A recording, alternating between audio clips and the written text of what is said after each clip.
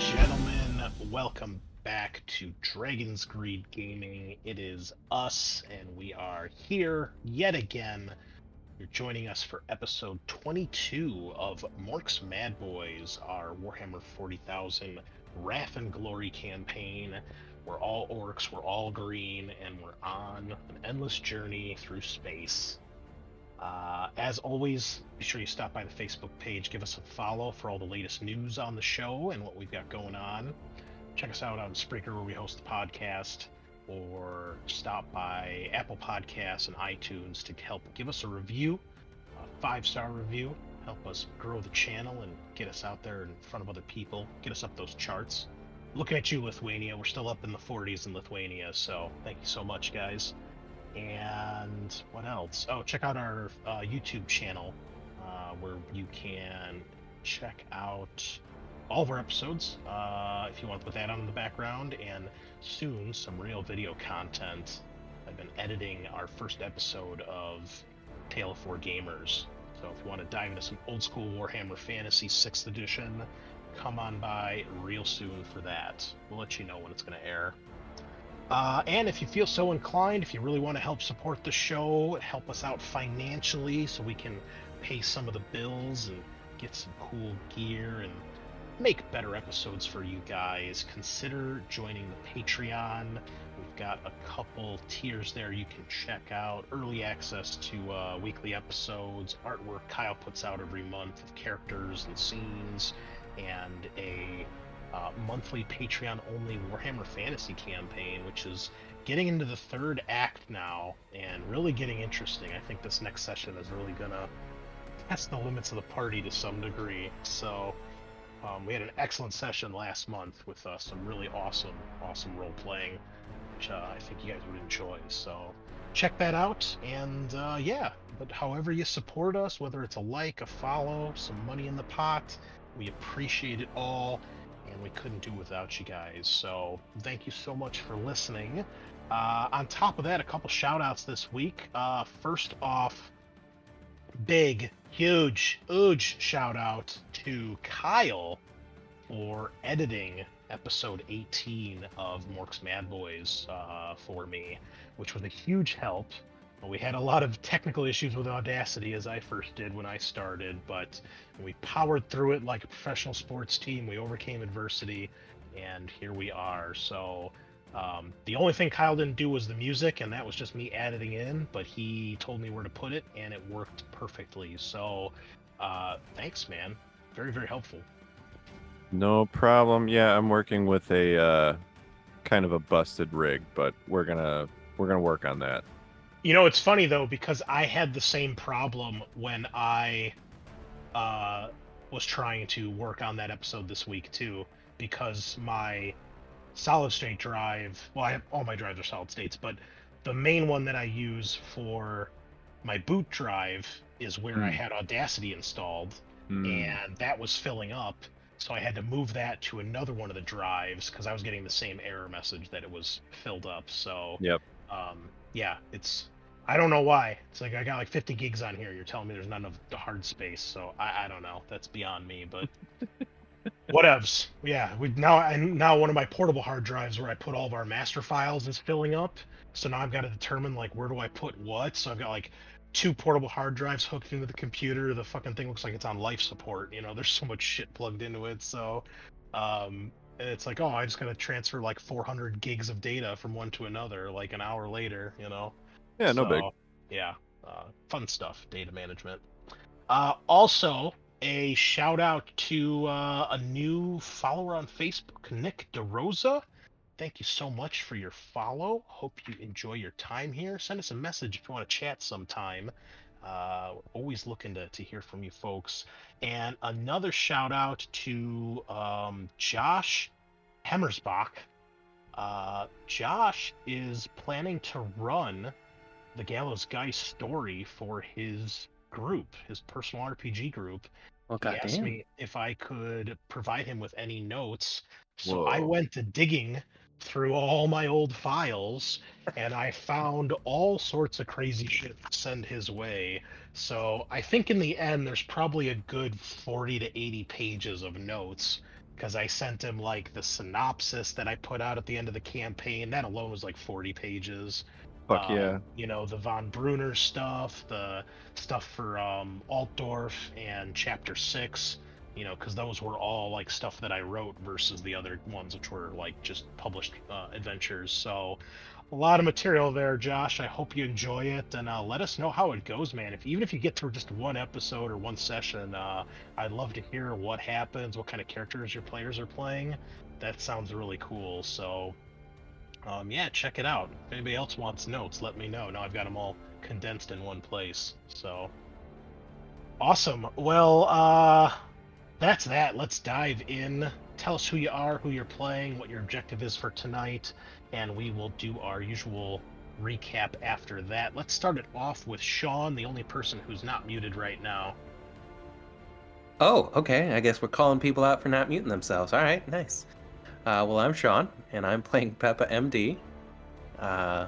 Recently, he got his super sick Mega Armor, and my objective was demonstrate the wisdom of one of your clan's traditions.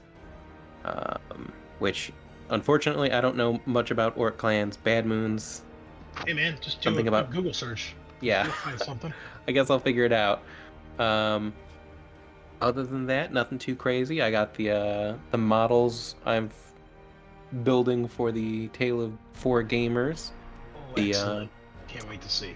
yeah, the skeleton horseman. So now I just got to get some primer and some plastic glue because I only have super glue because I was recently working with resin. So Well, if you're if you're looking for good base coat colors, if you're not a fan of Games Workshop's colored primer, which their stuff is good, but theirs is very expensive compared to others, check out Army Painter because Army Painter has a shit ton of colored sprays. So okay, if nice. you need Yeah. like a bleach bone color, I don't even know if I guess they have Xandri dust still. They kind of have like a brownish tan color, so it'd be good for skeletons. But yeah, if not, check out Army Painter because they're not as expensive and they have a much bigger selection. Those are the two that I use. I use that for some of my camo pattern on my my guard tanks when I did the Catechins and the Talarans. So Mhm. good shit there. I can verify. Okay, nice. Yeah, I'll check out the Army Painter stuff. 5-star would recommend. Wonderful. Excellent. Well, following that, we have the Redbeard himself, my co-editor, Kyle. Hello. It is Kyle. I will be playing. Well, no shit. I mean, I usually play Grave Squatcha, the burner boy, but I might be on another ship. So we'll see. We'll see what's happening. And my objective is to increase my personal wealth by acquiring some teeth. Oh, we haven't really had that one. Yeah. Sounds new. Okay. It looks like we rolled. We got another person who's got some teeth on the way. That'd be funny if Sean's character got that because he just gets money every session anyway because of his teeth. Like, yeah. Nice. Awesome. Yeah. Excellent. Who else we got tonight? Well, we got Matt, who decided to show up late. He'd rather play video games than hang out with us. So, yeah. I just lost track of time. I didn't set an alarm or anything. Yep. I'm also gonna blame phone problems. Is that the text ringer doesn't seem to work well on mine? I had like missed pages from work as well. I think it's this like Pixel 2 is maybe on its last legs. It likes to completely shut off at about 40% or lower battery. Like once it's down that low, I have no idea whether or not any function I ask it to do will actually execute or if it'll just cause it to shut down and do a hard reset. So that's fun. But yeah, I am going to be playing Steel Rippa today, who wants to add some scrap to his personal collection. As any good mech does. Makes sense. I don't know, I think it's just a problem with people named Matt who'd rather play video games than play in my campaigns. I mean, that's 2 for 2, so I don't know, Oh man. my god. Last time I invite anybody named Matt to my games. Alright, and finally, the war boss himself. Hello. I do play Loktar, I'm Eric. I play Loktar. I also need to collect some teeth tonight. Increase Ooh. some personal wealth. Okay. I'm gonna be a little distracted from my Tale of Four Gamers this week because I just picked up Angron, the Red Angel himself. Oh yes. So I will be very distracted putting him together. That's a good reason to get distracted. Yeah. Demon. You don't get demon Primarchs every week, you know? Yeah. Awesome. Did you read the article where they put him up against like all the different HQ choices and he just like murdered every one of them? I did. I think Mortarion came out at the end of that. Oh, that's true. Yeah, Mortarion was able to withstand the onslaught, but you know, Just barely. I bet Wait, Magnus will. how? Well, you know, he's Nurgle. He's like enduring and tough, and he does have psychic powers. So, So Okay. I think Mortarion has a limit to how many wounds he can take per turn. Oh, okay. But And Angron he's gets like al- 30 well- attacks or something? yeah, but he's also got like, keep in mind, he's got like an invulnerable save, and then he's got the Nurgle disgusting resilience save too. Does that just So, feel no pain? I don't know how it works in the current edition. That's how it was last edition. So you know, he's the tough one. Angron's the killy one, and then Magnus is the sorcerer, the psychic power one. So, they didn't even put him up against Magnus because everybody knows he'd whip his ass. I mean, to be fair, you know, usually the wizard nerds get their ass kicked in close combat, so I guess that's fine. And Magnus had it coming. He did. I know there's probably some people tearing their hair out right now. How dare I speak such heresy? I don't hate Magnus. I mean, he's no Rogel Dorn or who's the douchebag with the metal hands? Ferris Manus. What a dumb Ferris. character. I'm so glad he got his head cut off. That's awesome. Perturabo, you know. Oh, you mean Metal Hands? Yeah. The metal yeah, hand. yeah, Ferris Manus. I don't have a problem with Perturabo. I think he's kind of cool because he's like the only Chaos Primarch who didn't become a demon prince. He was like, fuck that. I'm just gonna be a badass, like, you know. And he did smash in Fulgrim's face too, which makes him even better. Yeah. Although I think Fulgrim will have a really sick Primarch demon model when they finally make him. Yeah. 'Cause he's like so mutated. I think he'll be the most distinct looking, but yeah, just give us more Primarchs, GW. We need all of them. Except Ferris Manus. We don't need him. He's dead. Yeah. Or Rogel Dorn. They found his hand. They found his fist. So stupid. That shit's too funny. Anyway, enough hating on certain Primarchs. Will probably get me shot in the 40k community. That's okay. I'm the Great Unclean One, and I am your host and GM for tonight. And man, what a session last week. We had our special guest episode with 5 guests portraying the Deathwatch squad that had boarded you guys, and all hell broke loose. But unfortunately for the Space Marines, a very well planned ambush by the Orcs, some poor rolls in round 1, and a complete and utter lack of coherency from quote unquote the elite special forces who are meant to be hunting aliens, just meant you guys more or less whipped their asses. So good on you. The Deathwatch, all 5 of them, are dead. And I think you guys tried to loot some of their equipment to varying degrees of success. But there was a more pressing issue, as this all went down as you guys were about to translate into the warp to make your jump to the planet of Dunavern, which you wanted to raid next. Unfortunately, your Psyker, your navigator, Vashir, was unable to stop the warp translation once it started, and your fleet of 3 ships has been sucked into the warp while being boarded by the Space Marines and by the Psyker Regina Kartren on the other ship. So, we're going to dive right in here because we got a hell of an episode for you folks tonight. As soon as I get a little bit better music. That sounds kind of warpy. All right, so be sure you guys reset your raft too if you have not already. So the group of you on the Vindication find yourselves over the corpses of these 5 Space Marines. Quite a fight. a couple orcs and a handful more down in the warp drive bay have been slain, leaving a trail of broken green bodies up to the hangar.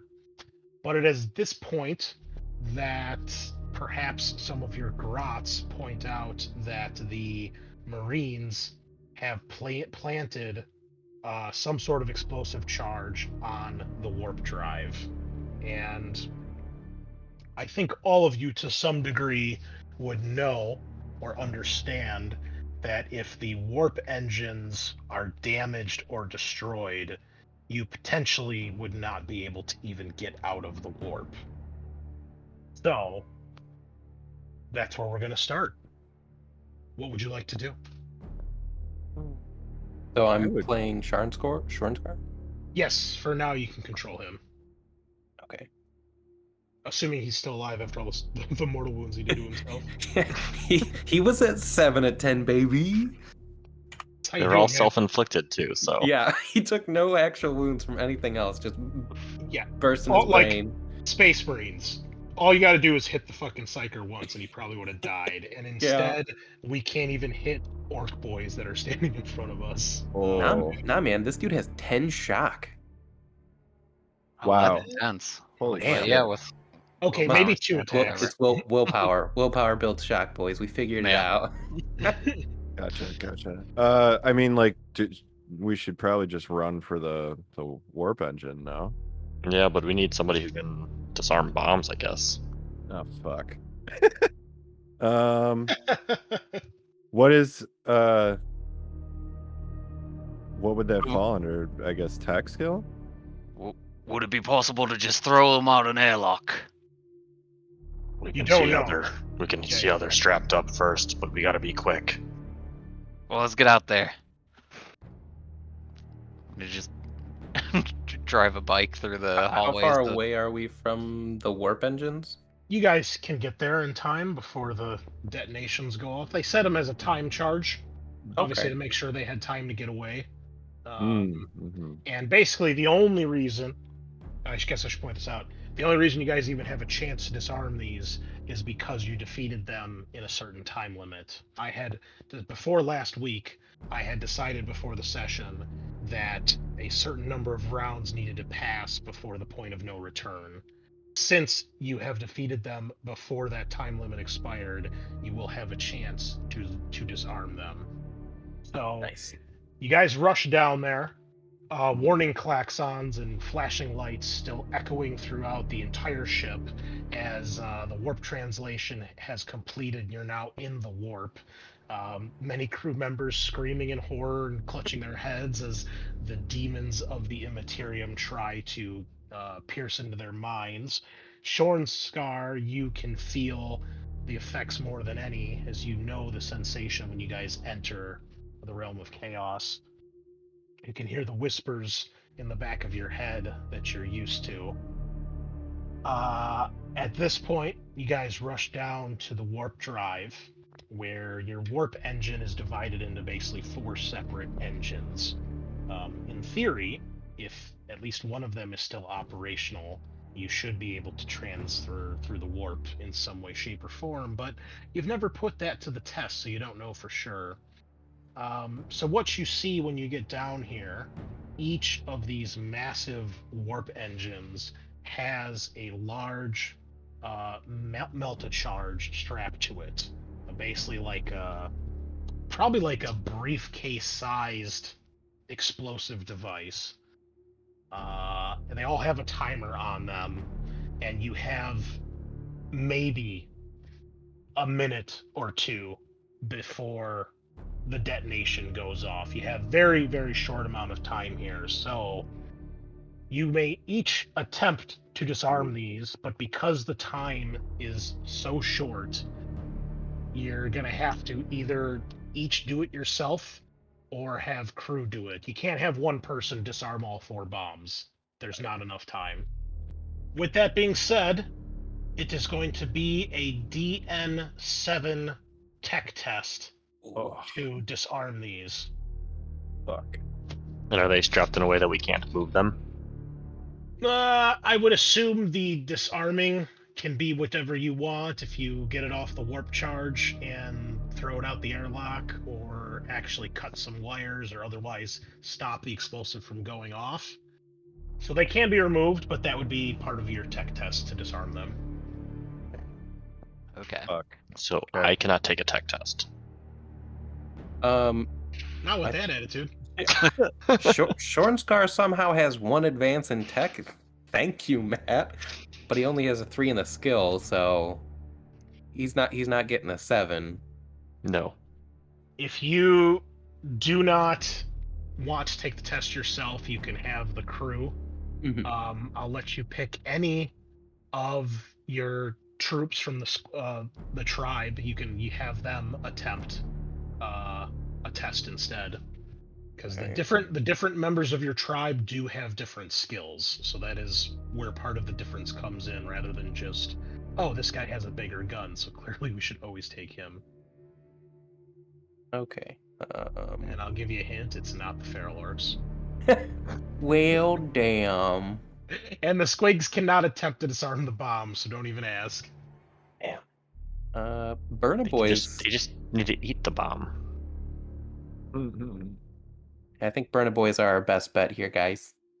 Because unless we have mechs, but we haven't invested in mechs.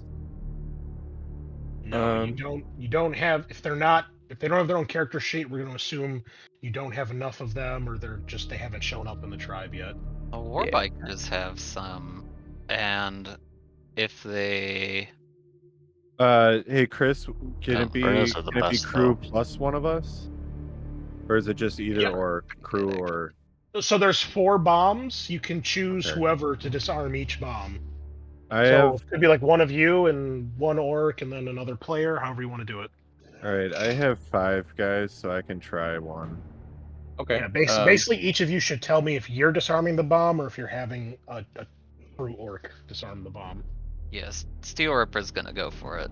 Also, if you use the crew, you cannot use your meta currencies. You can only use the meta currencies if you do it yourself. Okay. Okay. So we'll start with the war boss. I am absolutely not doing it, so I am going to push my Burna Boy out in front. He's sweating profusely. Said it's Okay. DN7. DN7. Use like a leadership test to buff something. Or is that only for ship combat? I don't remember what that move was. That was for ship orders. Yeah. Yeah, I mean, I have leadership bonuses, but I don't think I can force him to up his dice pool. No, I would say not. Hey, DN7. Oh, son of Oh! a bitch. Not a Oh. single success. That is Oh. 5 3s and a 1. Okay.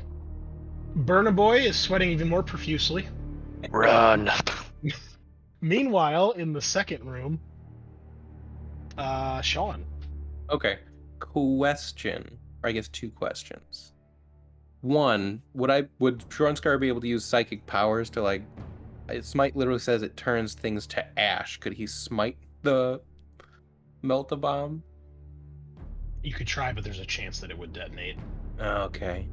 And You're then trying to blow up an explosive with an explosive, so right. One of his other powers Very is orky. to jump. So you close your eyes tight, in a storm of flashing green light, you teleport a massive confused greenskins to another part of the battlefield. Could Shornscar grab hold of the melt-a-bomb and just teleport himself out into the warp? yeah. Well, what is there a distance or a limit to how 100 far you go? meters. 100 meters. 100 meters. Let me check one thing here. Okay. I'm kind of inclined to say yes, just because that's a really cool idea. I'm checking. Rule of cool, baby.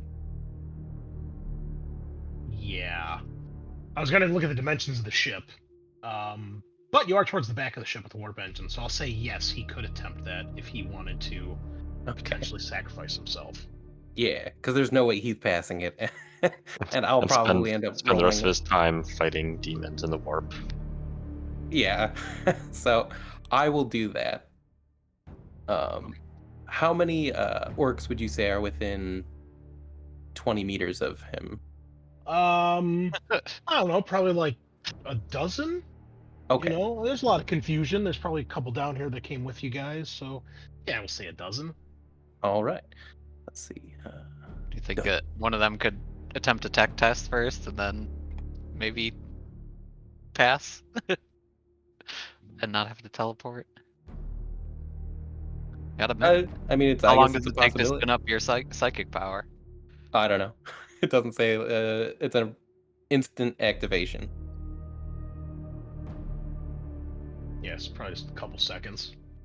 So do you want me to try the burner boy first, and if that fails, Hey man, you're controlling Shore and Scar. You guys know a little bit about him based on how you've talked to him and what I've told you. So I what I do you think think he would do? Scar would sacrifice himself for the war boss. Give the boys a fighting chance. So All right. we're gonna do that. 9 successes with a critical and 1 shift. Okay. Impressive to say the least. Indeed. And Okay. no explosions happen in his No brain. failures. No failures. Okay. All right. Um, Matt, how about you? I was planning to just take a straight up tech test and hope that it worked out. All right, go for it. Here we go. Shore and Scar got you a point of glory there Ooh. too. All right, I'm gonna Ooh. go ahead and throw a wrath at that. You've Oh wait, got that's 7. 7. Just Cough. Yeah, Alright, you don't have to spend your shift. Okay. And finally, Kyle. Alrighty. You know the. Oh, can I ask something really quick? Mm-hmm. So, oh no, never mind. Because I would ask, before we left, would we have had time to rest up? But we haven't, so I am fucked. But I'm gonna do this myself. Steel Ripper, you did have a shift, if you wanted to. it says a shift because I didn't fix the DN. I've Oh, got 7 gotcha. successes, so that's a Gotcha. tie. Okay. You're okay, no shift then. But Sean, you did have a shift on your test. Yeah. Let me look up because I don't know what the shifting is. Oh, it tells me. I think, will in a be pocket. using my wrath Okay, we got 3 successes so far. and complicated. Oh no. Ooh. All right. Yeah. What do you want to do with your shift there? Warp interference. That makes sense. Okay. Yeah. Sean Scar, what do you want to do with your shift? It's not telling me what I can do with 1 shift, so I don't think there's anything I can do. You just want to shift it for glory then? Sure. All right. Go ahead and do that. Yeah. Okay. So, first of all, Scorcha, give me a DN3. What is it? Fear? Sure. Give me 1 sec. Conviction. Wait. DN3. Yeah, to resist the warp. Corruption or mutation? That's the first thing that pops up. Corruption. Okay. DN3. Yes. Here we go. Ooh, another complication. Let me check my notes here, how we were doing this. I think you just get an extra 1. So you're going to gain 2 corruption points because of that failure. Okay. I know it says 4, but this is something special we're doing, so. And what's the highest you can go? Ooh, that is a great question. Let me get out the old rulebook here. I don't think you need to worry until you're getting to double digits, but let's find out for sure. Oh yeah, so conviction. Oh, nope, it's actually before double digits. Once you have 6 or more, bad shit starts to happen. Hey Chris. Yeah. Oh no. So I may have 7. Okay. Oh boy, all sorts of good shit happening here. Okay. So yeah, when you're between 0 and 5, you're considered pure. When you have 6 to 11, you are tarnished. So boy. now I believe we have to test to see if you gain a mutation. Oh, boys. Oh boy, oh boy. Hopefully my mutation is that, that usual bomb-stopping tentacle that grows out of your face. Oh, I've heard of Oh, those. no. They're very effective. Yeah, they happen all the time, Chris, actually. I don't know if you know that. Oh yeah, 90% of face tentacles end up being the bomb-stopping kind. Oh, I didn't know Yeah. that. Okay. So whenever your corruption level increases, so you're going from level 1 to 2, from pure to tainted, you must immediately make a mutation test. You may choose to fail this mutation test. Not sure why, but you may. To make a mutation test, roll your conviction against a DN of 3 modified by your corruption level. If you fail a mutation test, you gain a mutation and roll on the tables below. So, Okay. when you basically each level that you go up in how tainted you are increases the DN of your test by 1. So since you've gone from pure to tarnished, the DN is +1, so it's a DN4 conviction test. So that would It be goes a up- DM4 mutation test, right? Yes. Okay. And then it goes up to +2, 3, 4, and then if you hit level 5 of corruption level, then you're a spawn. That does look like it's gonna do it. That Ooh. is You one know, success. considering this is for a fucking mutation, I'm going to go ahead and use my last Oh yeah, wrath. Oh no, right away. Ugh. we're 20 minutes in. Oh, Wow. what a Wow. king. All successes, ladies and gentlemen. He takes 1 success up to Woo, 4. Okay. Well worth it. Well, you feel the call of chaos as you try to disarm this bomb, and you're just too distracted as the whispers of damnation are trying to tempt you into something far worse. So you do hold your steady, though, but yeah, you are considered tarnished. When you get to 12 corruption points, that's the next time. There's a typo here, cubicle 7. When you get to 12, that's the next time you would test for a mutation. Okay. Well, I don't think we're gonna get there, but okay. Oh. You didn't think you'd get here, did you? Yeah. Shut up. All right. Loktar, your Burna Boy, is just, you're getting down to, under 30 seconds, and he is just failing to stop this bomb. As a matter of fact, there's one time during this when he's trying to disarm it that the timer actually jumps down by like 10 seconds with whatever he did. And then Steel Rippa, you pulled it off. You succeeded on yours. And Shornscar, your power's gonna work here. Do you say anything to the rest of the boys before you disappear? Now he just lets out a good old wah one last time.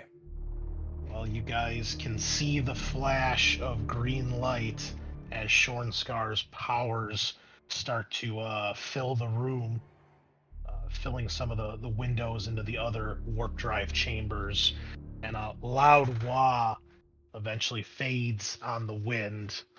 Shornscar, you can feel the wah energy coursing through you.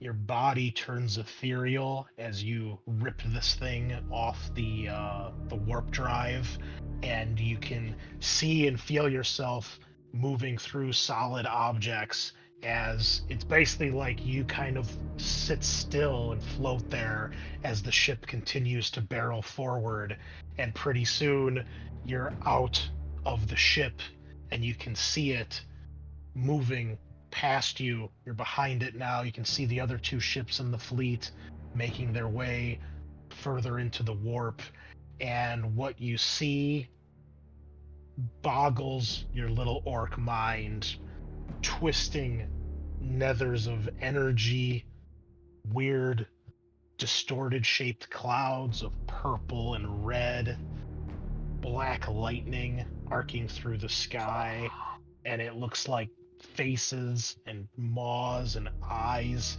shifting through these tendrils of chaotic energy.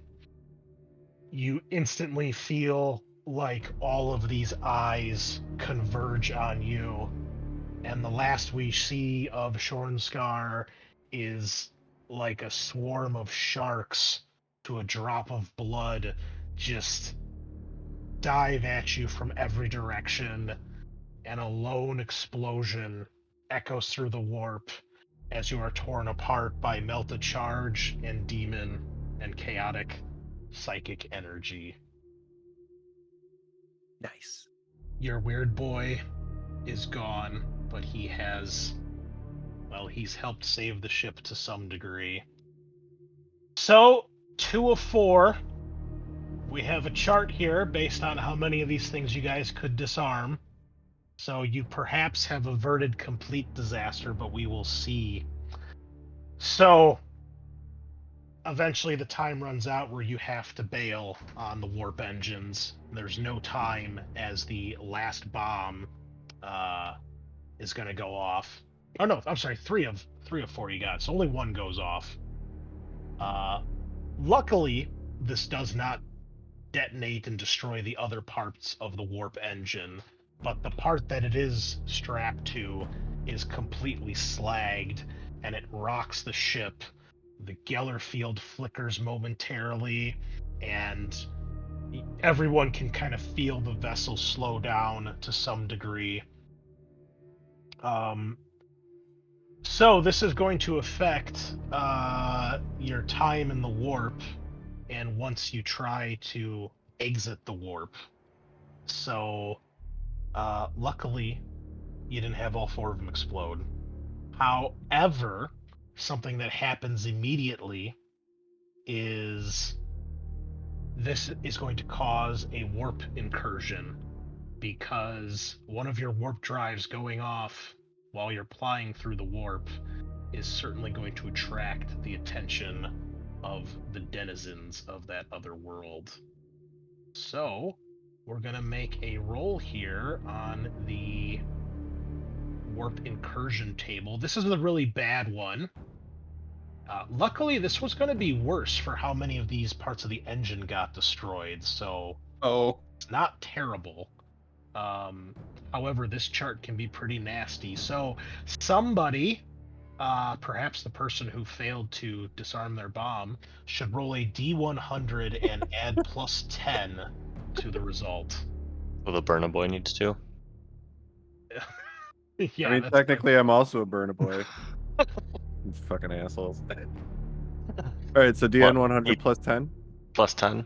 Sorry, that's right. I'm sorry. 2 of you failed, correct? Yes. Yeah. Oh, I'm 2 of us sorry, did? Didn't your boy fail too, Eric? Yeah, my burner boy did. Okay. Yeah, I'm sorry. I'm looking at Scorch's corruption test that he passed, but he failed his tech test to disarm the bomb. Oh, Oh boy. ouch. He had a complication too, so he probably made it worse. Okay. Okay, I'm sorry. Were those the tests for both of you? Oh yeah. Okay.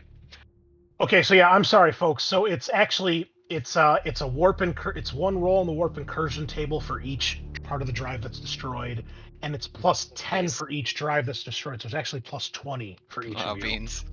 Ooh. 94.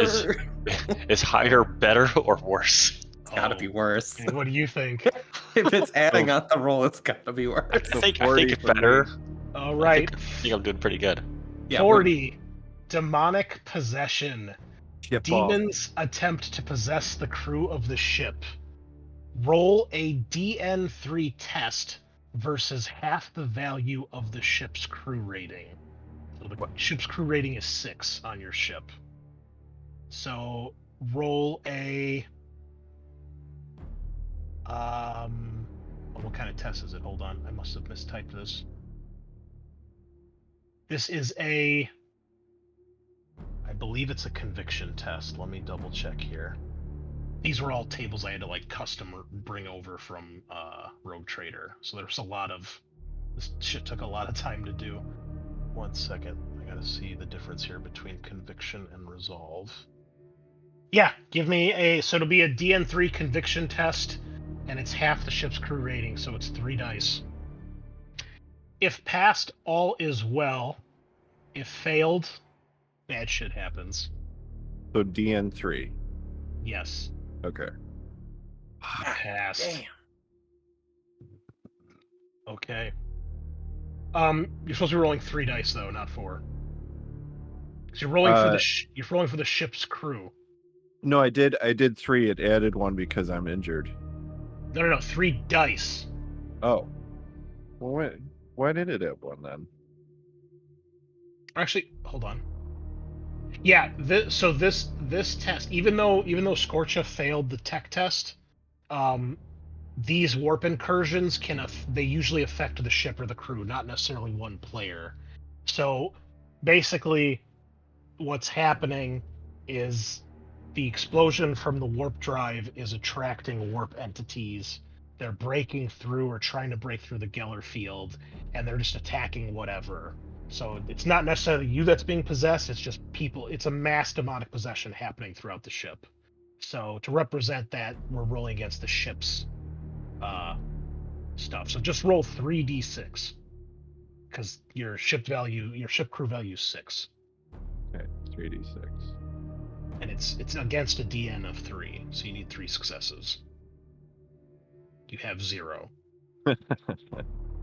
Okay.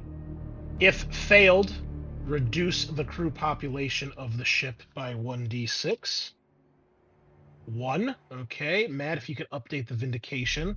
So not many of your crew are possessed, but enough are that you now have to defeat the same number that you rolled as possessed mortals from the core rulebook. Luckily, the ship's Geller field is still online, otherwise that would have been worse. Okay. I don't think a single possessed mortal is going to be much for you guys to deal with, especially after you killed, 5 Space Marines. Yeah. But let's check here to see what we have. Because otherwise, they were supposed to do it in a narrative fashion. Okay. Yeah, I don't think this would be too much of a challenge for you guys. It might, but it's unlikely. I don't know. Been rolling pretty great. Oh.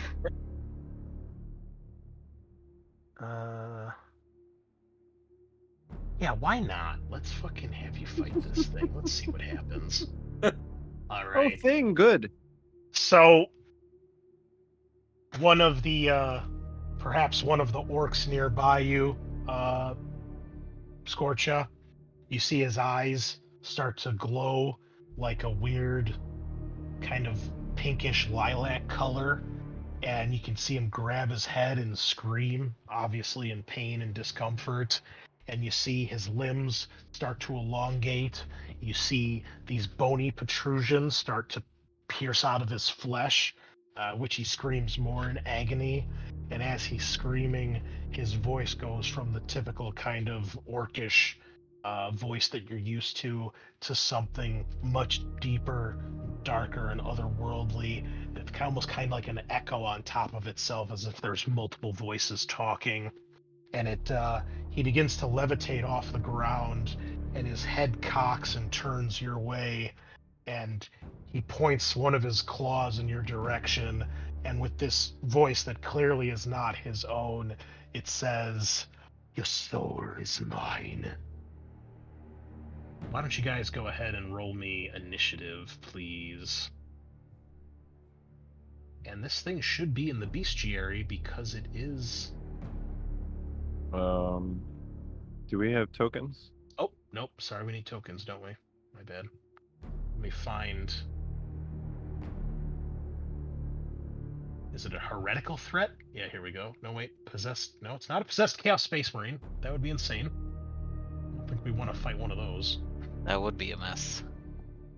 That's for later. I mean... What? Okay. Loktar, Grave Scorcher.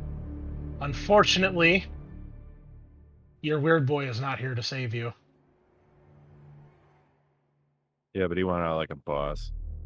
Alright, we're gonna see what a possessed mortal can do here. I Okay. don't think it'll be too bad, but we'll see. Alright, so Berna, this thing is in the same room as you. If you guys remember from the map of the when you guys were the Space Marines, the warp drive is split into 4 separate rooms, each with 2 doors going into one of the other warp drives, and each of them with a door leading out into the other part of the ship. So you're in the same room as this thing is, and then the other 2 of you are in different rooms. So Loktar, you are first at initiative 3.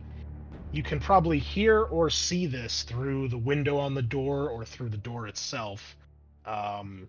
As this thing manifests, it takes the mind of one of your boys. Alright. I'm gonna charge and lunge at it. Alright, let me make sure it doesn't have any crazy... Oh, of course it does. Frightful Form. Anyone that can see this threat must make a DN3 fear test. I hate this stuff. So everybody just do that right now. Resolve. There we go. Resolve, is that it? Okay. Yes. Oh, we've got a critical Oh boy. and a complication. Oh, mother. And another complication. Oh Shit. boy. Oh, look at all that ruin you're giving me. Thank you. Love it. I think there's a cap on ruin, right? Nope, there's no cap on ruin. It's reliable. Someone's super reliable. There will never be another lasgun in any game I ever run. Fuck you. Okay, so Scorcha and Steel Rippa, you are feared. You're scared. Whatever's causing your fear might make you anxious or trigger physical reactions like rapid breathing, shaking, and lack of focus. When you encounter something that causes fear, we already did that. If you fail, you suffer +2 DN to all tests. This penalty lasts until the end of the scene or until an ally passes a leadership test of DN2 plus the source of the fear value. So it'd be a DN5 leadership test to break you out of it. Okay, well, it's not terror like the spawn, so you don't run away, you can still fight, but it's +2 DN, which I think it gave you the fear condition, so you guys should be okay. Look at those little spooky eyes on your token. Yeah. Alright, Loktar, you keep your shit together like the badass war boss you are. You can see Scorcha, his eyes go wide under the goggles on his mask. What do you do? The leadership test I have to take, what kind of action is that? Can I attack and provide a rousing speech? Let's see. Multi-attack. Yeah, Leadership you attack? You would have to do a multi-action, which would be just like a multi-attack, except one of your actions would be the leadership test, the other one would be an attack. And same like with multi-attack, each extra action you do on top of the first adds +2 to the DN of all your tests. Okay. I'm going to try and charge and attack first and see how that goes. Well, you have to declare if you're going to do a multi-action Yeah. before you do anything, so... Yeah, this turn I'm going to attack it and see how Okay, that goes. Just attack? Okay. Yeah. Alright, yeah, you can get the charge bonus. It's far enough away. It's in a separate Okay. room, so... And charge bonus is +1. I believe so. Okay. It is... we can just target the token, if you didn't. But That it is. Defense 3. You have a Okay. hit. I'm going to wrath that. Okay. Let's see if I can get a little bit better. Oh, you have a shift now. 1 shift. Boss killer! Okay. Let's see how tough this thing is. What you got? How much damage? 16 AP3. I don't know if Ooh. AP3 It matters is a- for demons. It is a demon, so when it does determination, it can make that against mortal wounds. Oop. What is this? Oh, it's got an ability they didn't fucking finish typing out in its description. Oh my god, come on, Cubicle 7. I know you're working with somebody else's garbage here, but please. Yeah, okay, well that doesn't matter yet. Okay, so you hit the damn thing. It has 2 personal ruin. Okay, well it's gonna spend 1 ruin to make a determination roll here. And it rolls only 4d6. Not great. That is 3. Okay, what was the total damage, Eric? 16. 16. Okay. 16. AP does not matter. And minus 3. Okay. You strike it. It feels like you're striking flesh, but it looks like you're striking something else, as this thing, it's bleeding like an orc, but there's also something else that it's bleeding, and it lets out this horrible, agonizing groan, and you're surprised that it is still standing, but you have wounded it. Scorcha, the war boss has come to save the day, but even Boss Killer couldn't put this thing down. How far away would you say this thing is from Scorcha? Oh, probably a few feet. Oh, okay. Scorcher would take his turn to take aim and set up the heavy flamer, and he's gonna. If you use the heavy flamer, you're gonna hit Loktar, because Loktar's engaged with it right now. Okay, so this isn't like Warhammer Fantasy, wherein if I'm afraid of him, I can't get near him. Correct? You can still get near him. It just increases the DN of your tests. Okay, but I mean that's base anyway. Like, since I'm afraid. Yeah, Correct. but no, you can still move closer. Yeah, it's not like Warhammer Fear. Okay, so I would also. I'll get close enough to hit him with the axe. Okay. I guess we'll move Loktar up too to show. Okay, go for it. Oh, actually, you know what? Hold up, before you do that. I'm gonna spend its other personal ruin here to interrupt and go before you guys. Oh fuck! Okay. And I think it's gonna attack Loktar because Loktar attacked it. So it lashes out with Bring it, demon. horrifying tendril. Ew. Okay, well, we're gonna smack it with its disgusting appendage as his arm turns into a flailing, demonic tentacle. It definitely hits with 5 successes. So if I have a parry on my weapon, does that get added against your attack against me? That's what parry does, correct? Yes, it gives me +1 DN. What's your DN normally, defense? Oh, it says defense 2. And my test was 4, so +1 because it's wounded, +1 for parry. I think that did it right. Okay. Yeah, I just wasn't sure. That is. All right. 13 damage, AP2, as this bony, sharp, spiky tentacle wraps around your arm and tries to wrench Boss Killer from your hand. Okay. I will use my determination. Okay. That's pretty good. 4. And All right, Scorcher, you may attack now as he finishes. I'm assuming that doesn't drop you with soaking 4 of that. So, did it wound you at all? I'm checking. So remember, it's your resilience Yeah. minus the AP2, and then minus the wounds that you just soaked. Yeah, I thought the refractor field did something to protect me against. It allows you The to refract field lets you use, it lets you roll your armor versus mortal wounds because it's invulnerable. You gotta be Okay. kidding me, bro. Another complication. Oh Can no. I'm gonna do a glory if that's all right with you boys. Yep. Yeah. Shit. Okay, complication. How do they? Okay.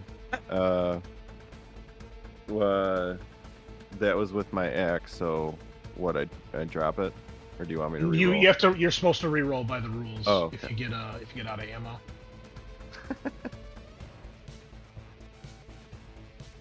Okay, there we go. Weapon. All right. Well, you strike it. I think. No. It is defense 3. Oh, +3 because you're all fucked up. So Yep. only force. Okay, so Scorcha charges in with the axe, and this thing flails out with another tentacle, knocking the axe out of his hand, and it clambers to the ground. Steel Rippa, your turn. It's so scary. All right. Well, Steel Rippa is gonna, with shaking hands, try to walk up and shoot it in the face with the pistol. Since other people are engaged, I think. Can you aim and get across that? This is a Sean question, I guess. If I take the aim action and then fire into combat, or should I just be engaged and do it because it's a pistol? Are you engaged physically? Because I can't see the map. I don't have a. I'm not Oh, sure. I'm sorry, have a Sean. token. You don't see the map at all? No, I don't have a token. Oh, that's fucking. Tell me that shit, guys. I always forget. I'm sorry. Okay, no worries. So is Steel Rippa physically engaged, or you're trying to avoid hitting Loktar in combat? He's not engaged yet. Steel Okay. Rippa's not engaged. Yeah. So if you take the aim action and shoot at Loktar, you can avoid hitting him, I believe. If you roll a complication. Okay. Because you only hit somebody if you roll a complication, correct? Right. Okay. Then go for it. If you want to Alright. aim, that's fine. I'll do an aim and shoot. We got the slugga, and I have +2 to all tests for fear. I think, It'll automatically do that. yeah, it's got that there. What's this bonus though? One is for short range. All right, whatever. I think that's right. That is a hit. It's a hit. Roll damage. 17. Well, even if I roll like all 6s on its determination, it's down to 1 wound. So, Steel Rippa bursts through the door, takes a careful shot, striking this thing with his custom Mega Slugga, aka OP Pistol of Death, and the fucking possessed orc just explodes in demonic chunks. And, it's dead. It's dead as fuck. Is there any main piece left that Scorcha can kick? Oh, yeah, there's a twitching hand. Okay, you kick it away. Asshole. Where Well- did he come from? That's the first of your troubles. However, there's more. What did you roll on your test, Eric? Was it a 94? 94 with the 20 plus 20. Boy, there's only one result worse than this, and that's if you roll 100. Oh my. Fires of corruption. A cascading tide of warp fire from the Changer of Ways crashes over the ship, causing madness and mutation. All PCs gain 1 corruption point and must make a DN5 conviction test. Good thing you're not there, Pepper. It's Peppa. We gotta be careful. You know. So an automatic corruption Yep. and a conviction. Yep. So what happens at 100, Chris? Oh, you're gonna have to find out. I had to open my big fucking mouth. Now, you don't gain corruption from this well, you will, but it's... Don't do what it's saying. Just make your test, and I'll tell you what happens if you pass. Hey, Are we still feared and get the +2 debuff from that? No, because the thing you're feared from is dead, so you can Okay, so I take fear off. Okay, Cool. cool. That's cool. So sorry, conviction DN6, 5. DN5. Wow. Yeah, it's... Yeah. When Mhm. shit goes wrong in the warp, it goes wrong. Yeah, you ain't kidding. That's not great. Okay, yep. Uh, One success. I'm gonna. Ooh, I Scorch think I'm of gonna 2. reroll failed for mine. Okay. We have 3 glory too. Oh, That much better. Hey, Chris. Yeah. I have gained a lot. Is the game automatically adding that corruption that I see it showing? Yes. Because if Yes. it is, delete that from those, because this is a different test. It's just Oh, the game is automatic, because the game automatically thinks if you're taking a corruption test that it's using the regular corruption rules, but this is different. So okay. it's a conviction test because it's resisting corruption, but this effect is something different. So Okay. you only gain the 1 corruption because that's the thing, and then if you failed the test, I'll tell you what happens. Okay. So, So all right. Scorcha, you do not gain those extra 5 corruption point. I don't know why it There shouldn't was- give you ruin either. Yeah. there was a lot. It said gain 5. Yeah, so get rid of the 5. You should only have gained Yeah. once. Everyone who failed, or everyone on the Vindications, everybody except Peppa should have automatically gained 1 corruption, then make your Yeah. test. And it looks like everybody failed. So if passed, all is well. If failed, you gain D3 corruption points.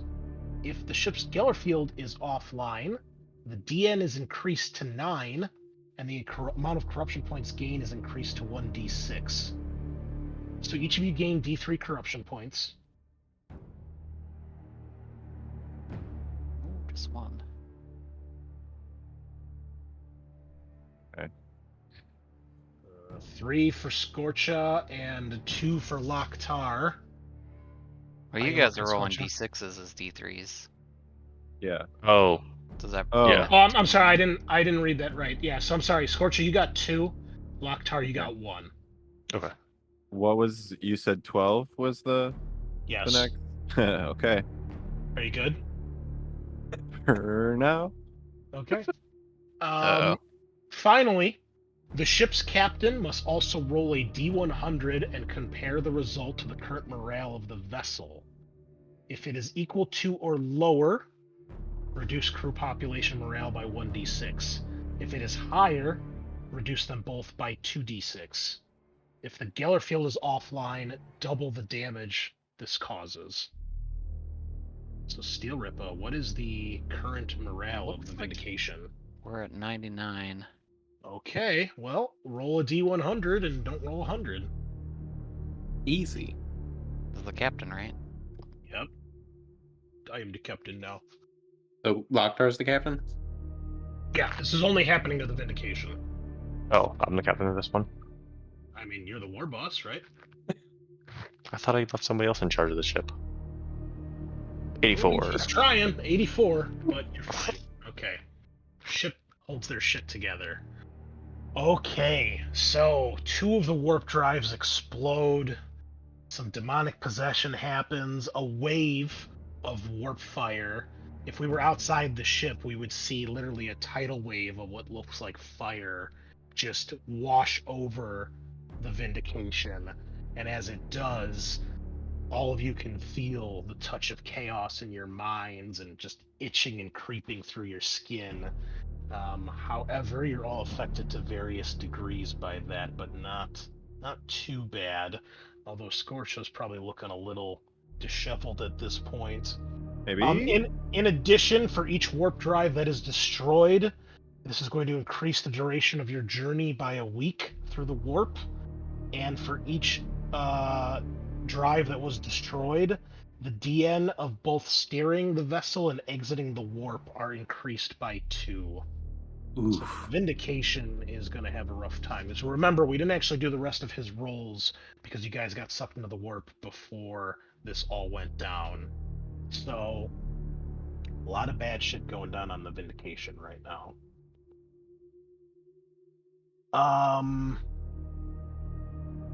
Meanwhile, over on the Purging Fury, Peppa.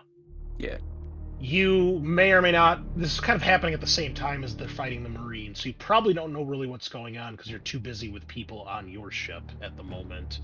You've donned your sick new heavy mech armor, mega armor, and you've stomped your way down to the engine room where you can hear sporadic reports of orcs, reporting in over the Vox that they're being attacked, and you can hear the shouts of gunfire and people shouting and screaming, and the wahs of your boys down there. So you've gathered some of your dudes up. Listeners, I've let, because the other players are not here right now, the other players are each going to control either a shoot-a-boy or a slug-a-boy, plus one other member of the tribe. And then Sean obviously has Peppa and one special as well. So, yeah, I'm sorry, not one special, one basic dude. So, Peppa. Yep. There are 5 entrances into the engine room that you're coming to. I will let you see the map before we do anything here. All right, do you see the locked doors? Yeah. Okay, those are the entrances you can come in on. So the one on the north and south here, this one comes from a lower deck, this one on the south, and then this one up on the north is like through a hallway, and then there's the 4 doors on the west side of the map, which are just from various entry points. So you don't know where the enemy's located, you just know they're in here, and you've probably been down here before, so you know the general layout. Mhm. Where do you guys want to enter from? You can all enter together, or you can split up, it's up to you. I would say probably, somewhere over in these doors is where Peppa would want to come in, near the middle. Kyle, you've got a feral and a shooter. Feral and Matt shooter. has a shooter and a big shooter. Eric has a slugger and a snagger. And Sean, Sean, you have a snagger too. My mistake. I misread my notes here. Nice. Here's your snagger boy. Yeah, so my 2 are going to go to this lower middle, the Okay. southwesternly. Okay. Well, set your dudes up. Why don't we take our break? We're at our halfway point here, and we will start this fight as soon as we get back. Nice. Sounds good. All right, BRB boys. So, Chris, what would have happened with 100? Because if we had only gotten one of those, saved one of those warp drives, that 94 would have been a 104. It would have. A 100 is a warp monster. Oh my. The fury of the warp manifests as a monstrous tentacled thing that wraps itself around the ship and tries to tear the hull apart. Sounds You cool. basically fight a void kraken. What? It's got stats and everything. Oh, great. Mhm. That's manageable. Like we put on spacesuits and go into the warp No, you fight it with with our your ship. choppas.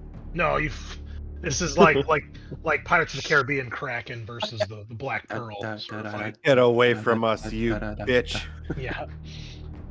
Okay, we're back. However, players, I hate to go back and do this, but I do realize I forgot something here that might actually be important because unfortunately, it's not written on the Foundry character sheet. As I said, the possessed mortal has a special ability that happens when it dies called Annihilation Burnt Body. Unless prevented from doing so, the demon escapes back into the warp, and the resultant warp energy explodes from the now empty mortal host.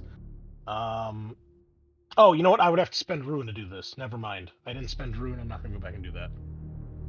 I thought it was just when it died, it automatically does this. No, it's a ruin ability. My bad. And we're safe. Yeah. Okay. Anywho, Eric, where are you setting your guys up? Which door? And Matt, are your guys going to the top door, or are they going through the door that Peppa's going through? I was sort of thinking to stick by Peppa if that's okay. Yeah, that's fine. Will protect you with my body. Then I'll Okay. stay over here. All right. So the engine rooms, are cramped. Lots of catwalks and lots of pipes and cabling and things like that. Many of the pipes are so huge that they block the path, and there's staircases to get over them. Plenty of control panels and big machinery, pistons and things like that down here. So you guys have a general idea of the layout. However, this map does have line of sight and stuff, which you will see in a moment. I'll unlock these doors for you guys so you can go through them. The other doors won't matter, but anyway.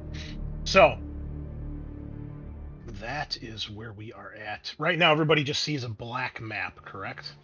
Yeah. Okay, good. I can Yes. put the tokens back. And I think we're ready to go. So we're going to start a new fight here. If you guys would please add your tokens. So let's do it this way. Other players just roll one initiative test for either of your two boys, and both of your guys will go on that activation. I'm going to roll for Kartren, and then I'm going to roll for all of her guys on a separate initiative. Now, Chris, on the way down, could Peppa have enticed a grot to follow him? If he was offering a couple thiefs. If you spend a point of wealth, you can actually have a grot token on the map. Yeah, I'll do that. Okay. Here's a tribe Gretchen for you. So Let me make sure his token is correct before it gets all fucked up, though. Hold on. Okay. So we know how this game is with linked tokens and other stupid nonsense. Hold on, let me delete this. Yeah, is there anything particular you're going to have him do, or is he just tagging along for the ride?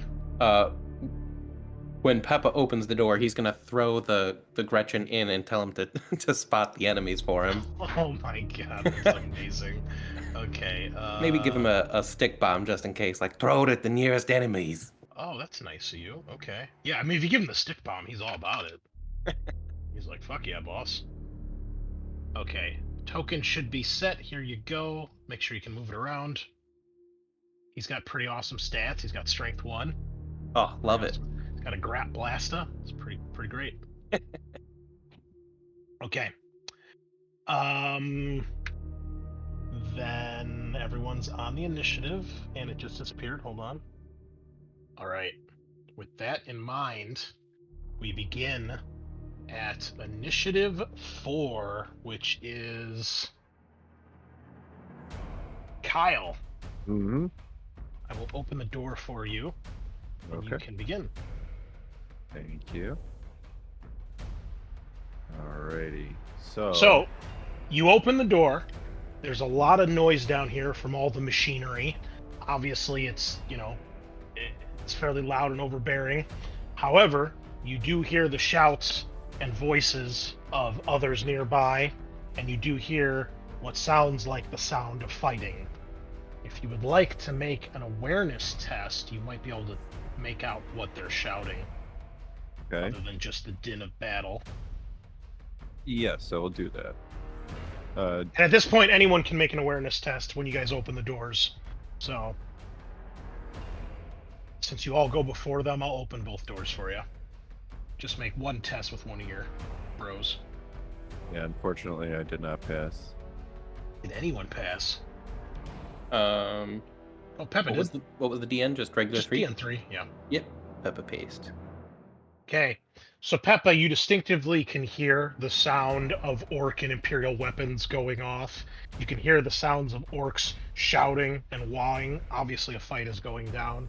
But you also hear a voice you have not heard in a long time. It makes sense Peppa rolled this, because Peppa would probably have the most experience with the Psyker.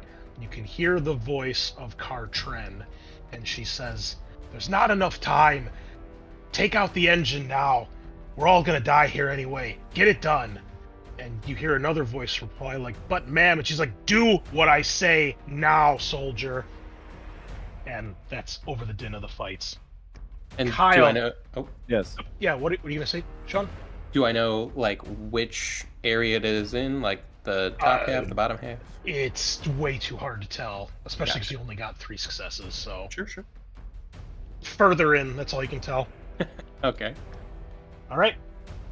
All right, so Shoot is gonna go in first. Okay. Let me see his range here. Speed 6, so that's how many spots? 6. 6. 1, 2, 3, 4. All right, he's gonna shoot right up the middle. Okay. As you do, this big thing on your left where the staircase is. So Yeah. the staircase just goes up like maybe about 5-10 feet. So this little platform here where someone could stand is probably about eye level. That opens up to like the main part of the engine here, which you assume is what they're after if they're trying to disable anything. Gotcha. Everything else around you is machinery and things like that. All these pipes, they block movement, and they give cover. Okay. So keep that in mind. There are staircases like this over here you can see that allow you to cross without making a test. But Mhm. otherwise, it's like I said, it's very cramped down here. There's a lot to deal with. Oops, sorry. But and these are walls right here, these big sections to the side. So Okay. there's a lot of zigging and zagging, which you'll see as you're going around.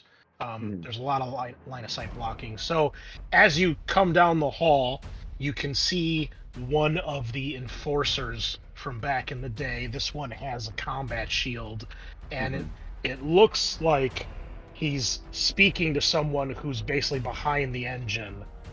It looks like he sees you as he turns, and he shouts, "There's more of them!" And he gets his shield up, ready to fight. Okay. So I know it's not I'm not asking to aim, but I'm just saying the Shoot is gonna take a knee to shoot Sure. at the Enforcer. All right. I gave him the orc name Enforcer. All right. Come on, buddy.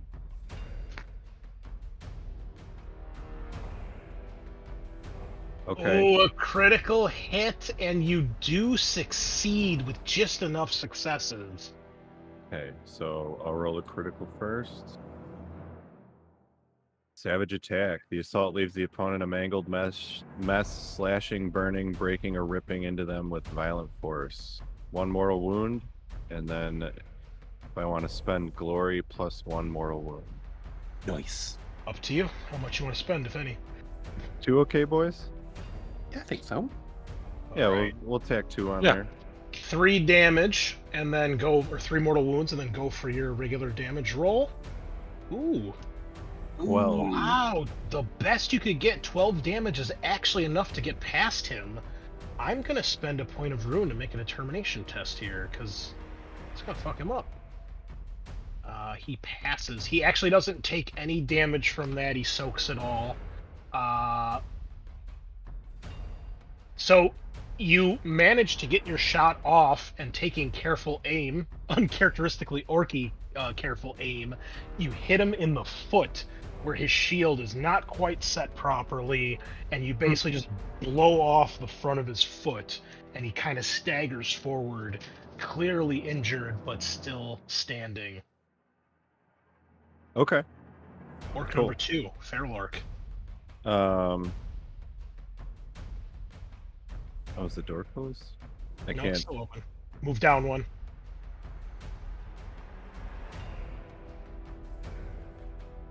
There. Oh, here we go. Let me put you guys in line so you can actually see the door. Okay, so sorry, what is charging again? Is double? Double your move, so you get to do 12 meters or 12 boxes. You have to move at least 4 boxes total to get a charge, and then you get +1 dice on the attack. Okay. I'm gonna change the color of your tokens here, guys, so we can keep track of them. Just keep going. Sure. I think I can reach him if I diagonal. But does it have to be a complete straight line? It doesn't say so.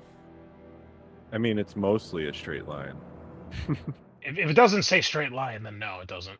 Okay. So he'll rock it in. And Chris, I know that my orc is there. That's why I had him take a knee. Yeah, makes sense. So would it be okay for the feral to just kind of be able to get over him?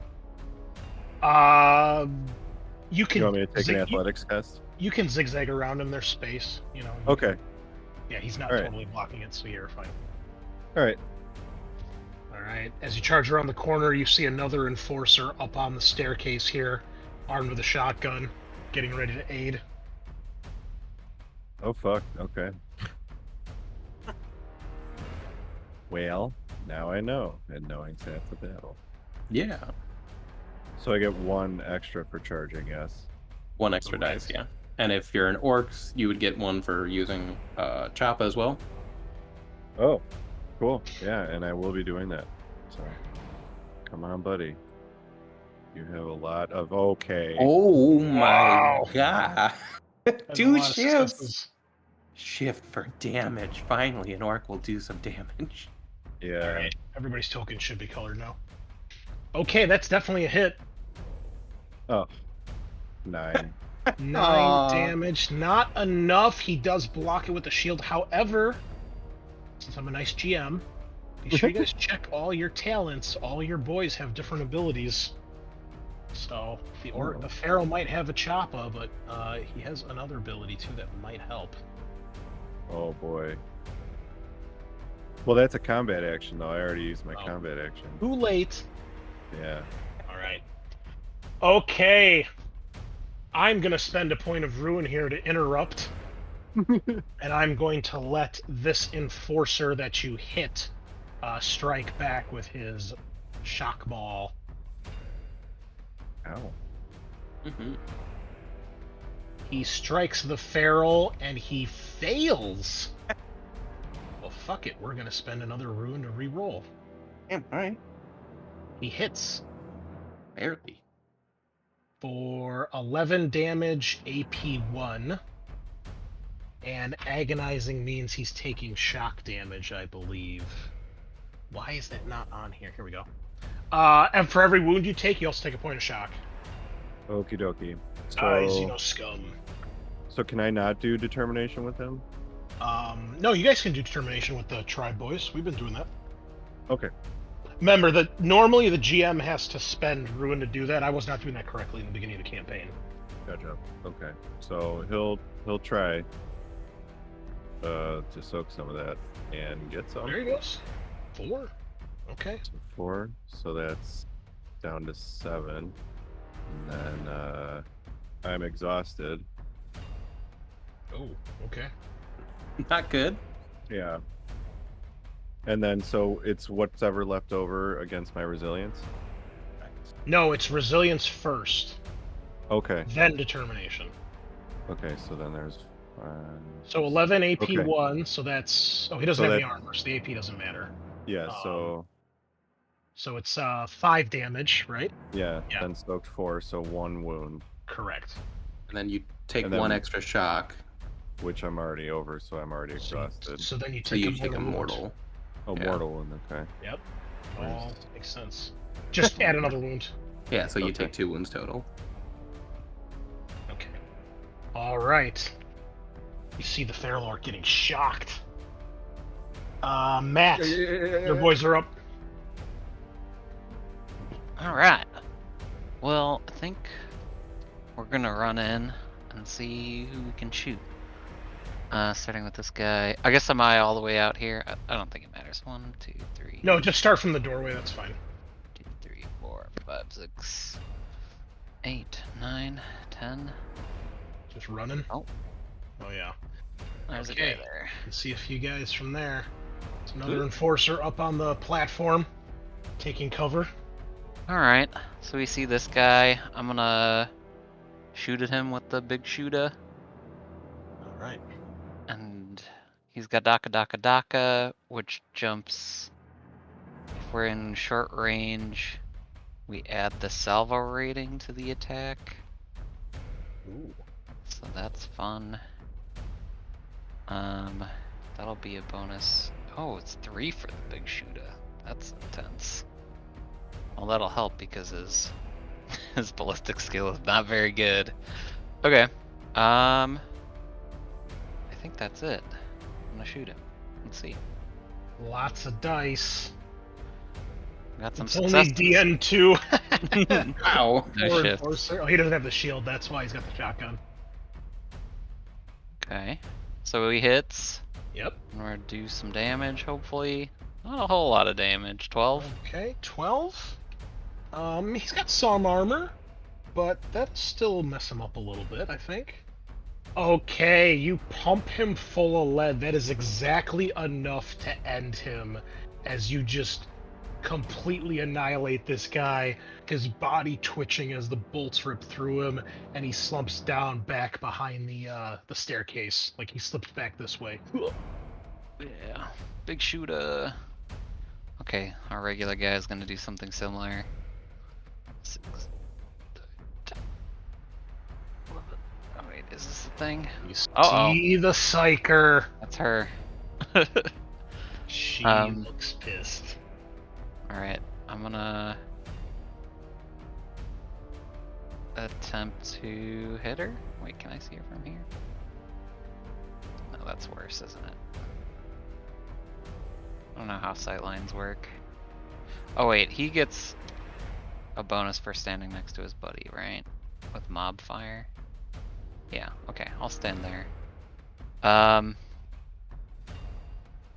he's also gonna try to take a shot with his shooter.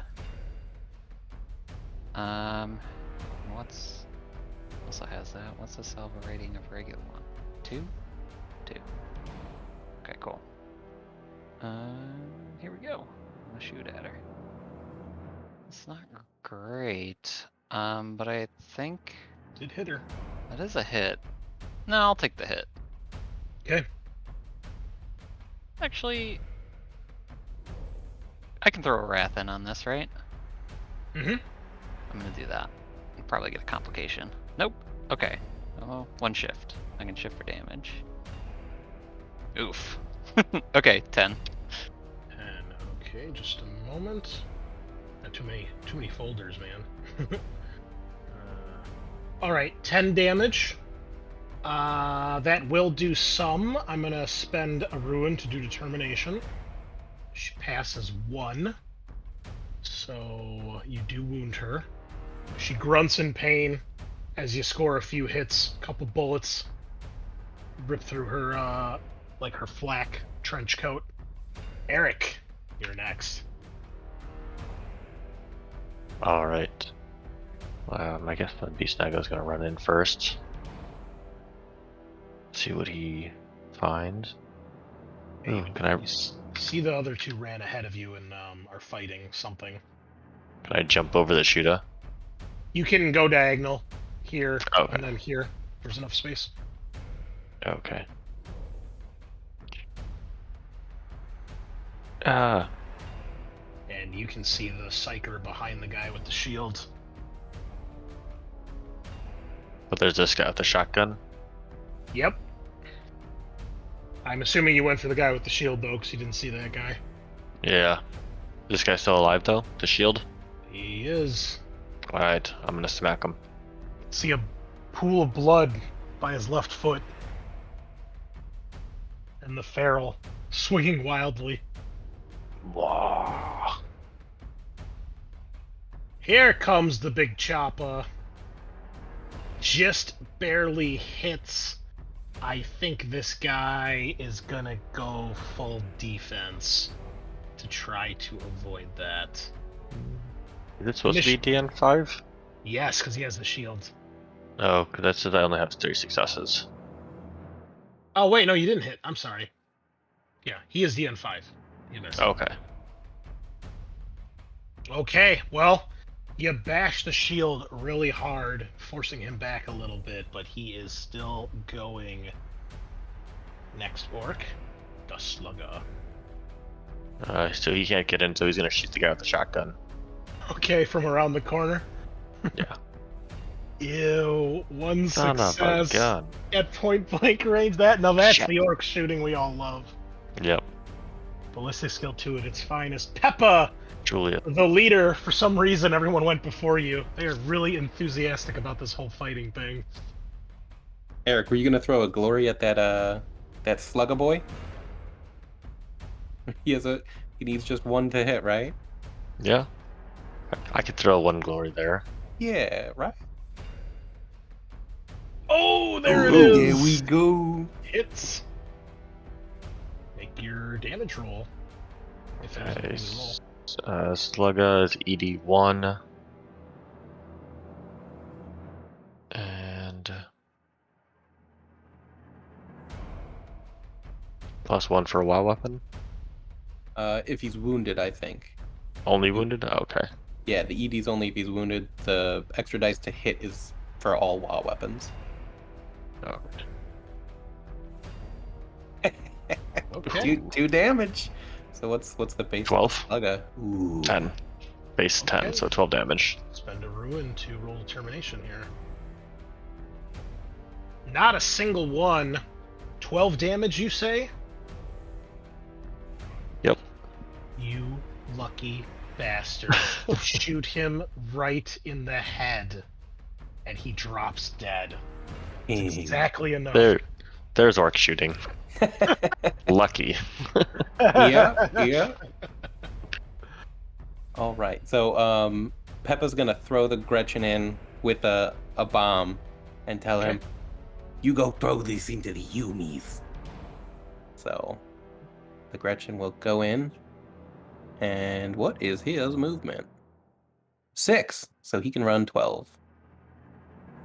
1, 2, 3, 4, 5. Does he see anyone? Nope.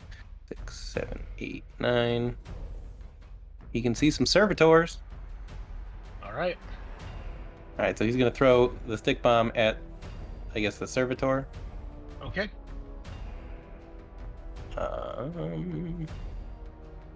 All right, Gretchen, you can do this. We believe in you. Gear. Oh, I put a stick bomb on his sheet. Where'd it go? Make sure it's equipped. It might not be equipped. Okay. Go to the gear tab. Make sure it's checked off.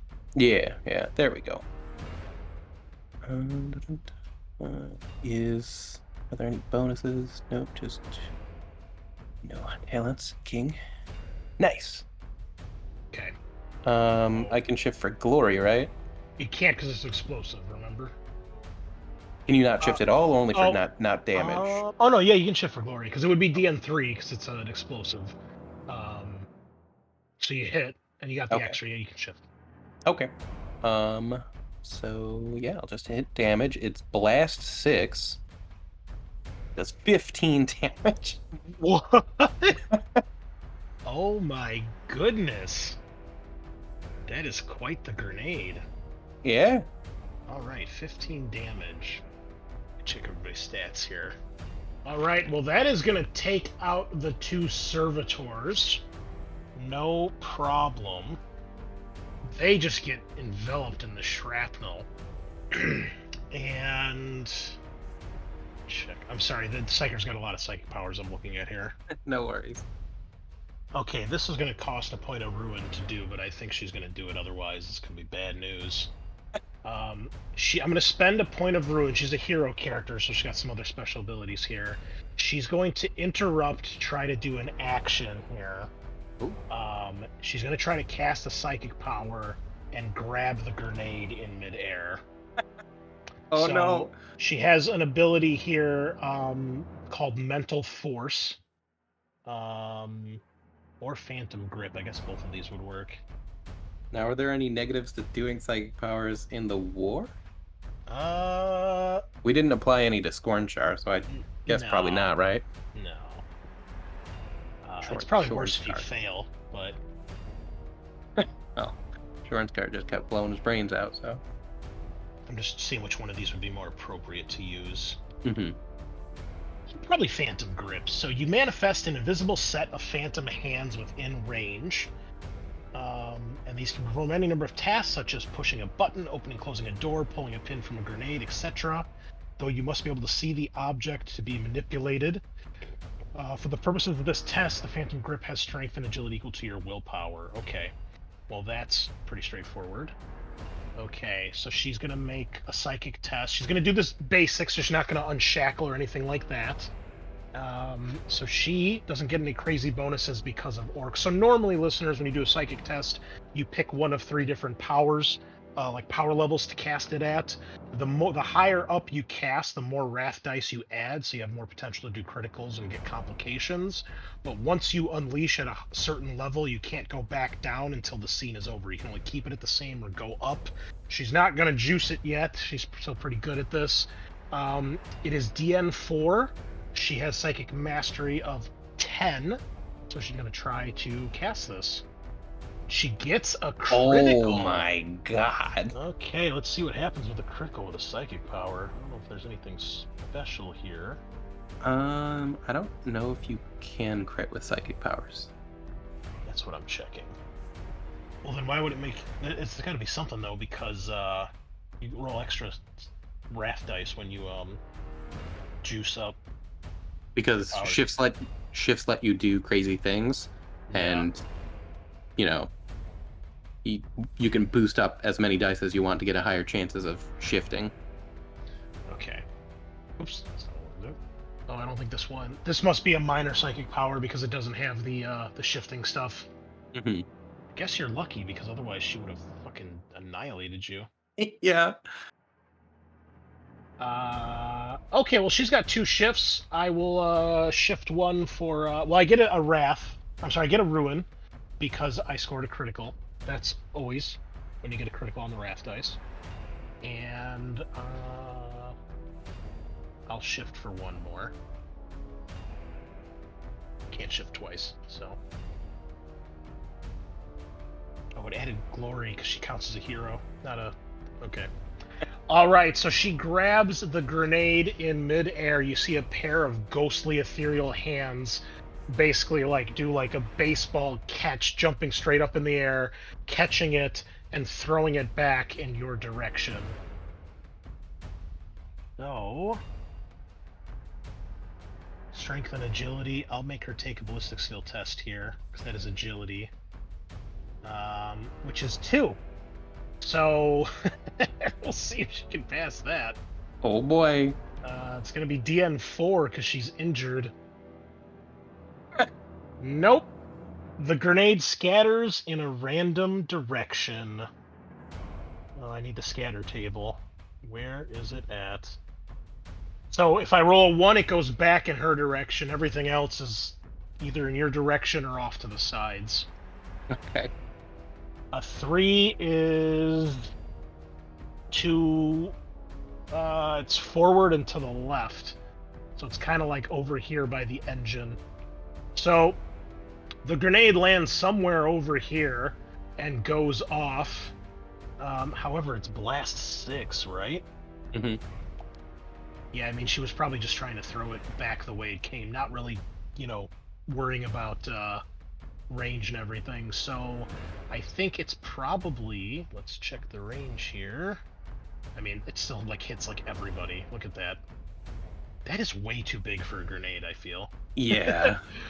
Okay, I'll tell you what, because she's throwing it randomly, it might be really high in the air. Everybody that's hit, which is basically everybody, including her and the servitors and the one enforcer, make me a... what do you make when you do the dodge thing, Sean? Is it initiative? It would full defense is initiative, yeah. Well, we'll use those rules. So, everybody make an initiative test, and we'll make this just DN3, because it's just a random thing going on. And if that increases your defense to 3 or more, then you're good. Hey, the Gretchen survives with a DN4. Okay. Complication, but the Beast Snagga passes. It's the initiative stat, right? Yeah. That's not great. She Actually, passed. To increase, do you need to pass this test, or do you just add the successes? You just add the successes to your... And discusses to your defense. Yeah. You get 1 for taking the test, and then whatever your successes are. Okay, servitor passes with a critical. Damn. Other servitor passes. They just need 1 success, but yeah. Feral passes, and my shooter passes with a critical. Nice. Okay. So I think everybody passed. Oh, okay, wait, I gotta do the enforcer too. Unless he totally boffs this, which he did. Oh wait, Feral got a complication. I have to roll that. Hang on. Oh, he's Yeah, got yeah. defense 5 though with the. So I guess he would make. Yeah, he'd still pass. The big shootout. Doesn't make sense though. He failed his test. I'll let the enforcer hit because he didn't roll any successes. I don't think it makes sense that he would just auto pass. Okay. So the enforcer takes, what was it, 16 damage? 15, and I don't know if I don't think there's an AP, right? Nope. Roll determination here.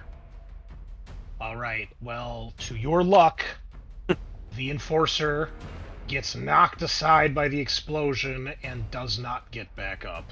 Nice.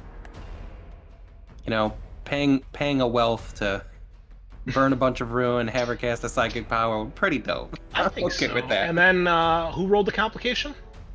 My Feral did. And my Beast Naga. Machine Spirit. Yeah. Okay, well, I think that makes sense. The grenade goes off, damages some of the nearby machinery with a hiss and a groan as bolts and pieces of metal go flying in every direction. Looks like part of the engine might have gotten damaged, but it's certainly not destroyed. There's other parts of the engine here. This is just the one that they happen to be attacking. But we'll say that the scene starts filling up with all sorts of smoke as fire breaks out. So any ranged attacks will have another penalty added to them, as this place is way too small and cramped for any obstructions not to cause any problems. Big Shooter, physical mishap. I'm going to say that with the explosion, he's going to take a mortal wound as he gets knocked aside by the explosion, gets thrown up against this wall maybe, and hits the ground. So he'll be prone as well. But next turn he can stand up, but staggered. Whoops. He's prone. There we go. All right. Anyone else? I lost the initiative tracker. Yeah, it's still Peppa and the Beast Naga. Okay, go for it. So 1, 2, 3, 4, 5, 6, 7, 8, 9, 10. So the Beast Naga can get up to here, but he can't go around this corner, right? Probably not. No. Yeah, because the terrain kind of peaks out into it. Could he jump over the Gretchen? Yeah, he had a running start. I'll give him an athletics test to do that. Nice. The Grot's probably taking cover right now anyway. Oh yeah, he makes it. Right. Does he have enough movement to get there? To the spot? Yeah, because I would do the... Because that would put him at 12. Okay. And he doesn't have any ranged weapons, right? Nope. Just harsh language. Big old chopper. Okay, so he'll I'm just sorry, the walk. servitors aren't dead, by the way. They survived. Oh, right. What an explosion. Everybody died. Okay, Peppa? Crazy. Peppa's just gonna menacingly stomp in his new Eviama. Just taking Doesn't it extra slow you down time. a little bit too? No.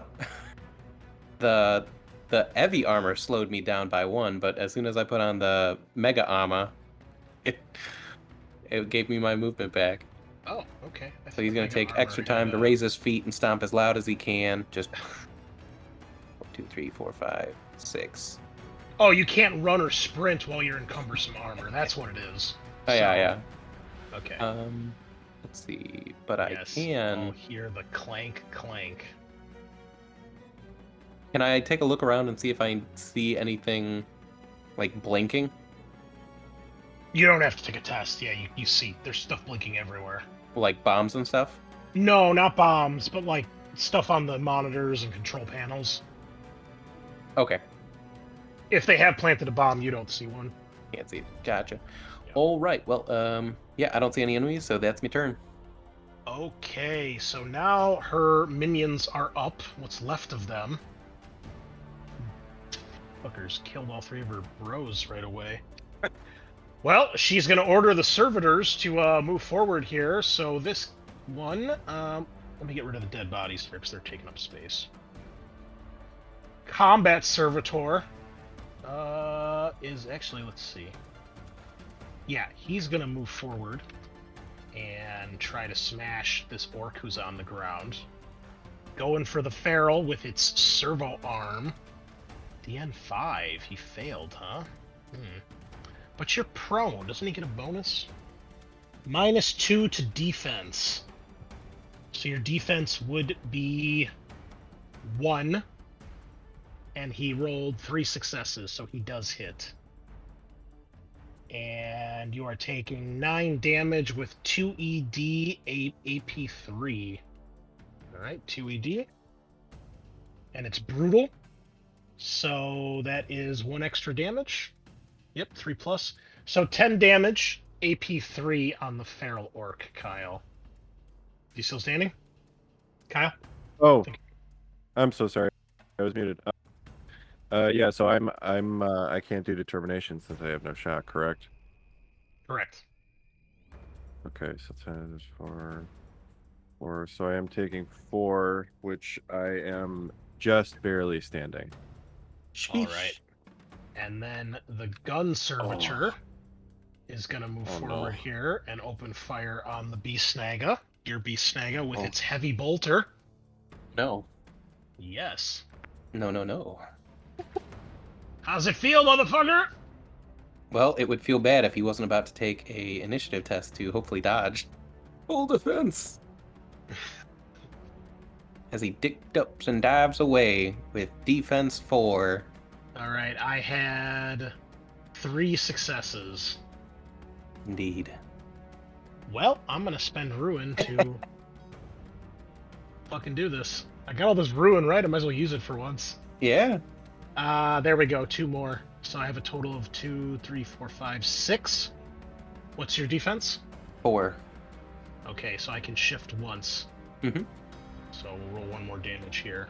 I don't think we're gonna need it, but it's brutal, so that's 8. 5 is 2 damage, right? On Mhm. brutal weapons. So 18 damage, AP 1. Yeah. Let me just double check what his resilience is 6. Okay. And his shock is 4. Great. So he but he has 10 wounds. Okay. That does change things a little bit. Okay, so and he is wearing armor, so 18 down to 12. He will he can live. He's gonna try to live. He does. With 1 wound. Nice. Okay, well he takes a big hit there. And finally, actually he'd probably stand back here to shoot. And then you hear some stomping from around the corner.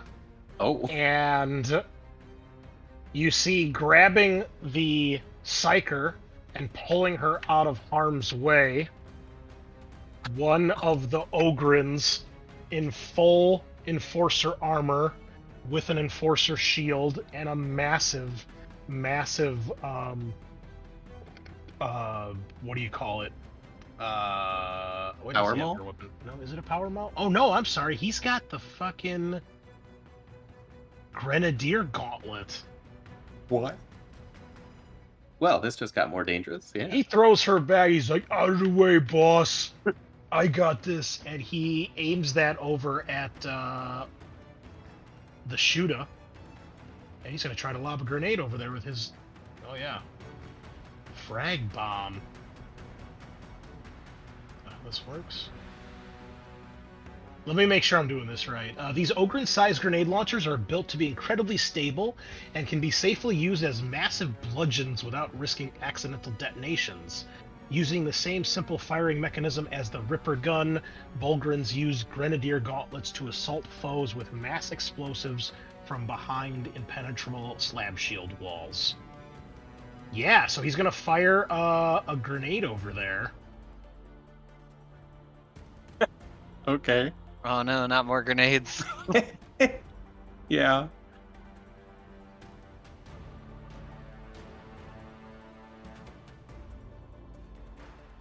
Only 2 successes. We're definitely going to use a ruin there to re-roll and get a critical. Fuck. Taking cues from our glorious PDF captain from a few sessions ago, the grenade goes off, doing 15. Oh, blast 8. Uh-oh. Fuck shit. Whoa. So that's everything. God. That's like the whole map. Rip So everybody. that went here, right? Oh, she had the shoot up. Oh yeah, she's hit. Well, I mean, he's an ogre and he's not that smart. Yeah. He's intellect 1, okay? He's doing his best. He's But got he it, is kind boss. of he is kind of standing in front of that. So, and these are walls, so she's kind of protected. But everybody else, including the ogre, is getting hit. 15 damage, no AP on everything, basically. Okay, B-Snag is dead. Is the grot dead? You know, the Grot is going to do his initiative check to try to dodge out of the way. He wants to live, because that 15 damage will absolutely kill him. No, he dies.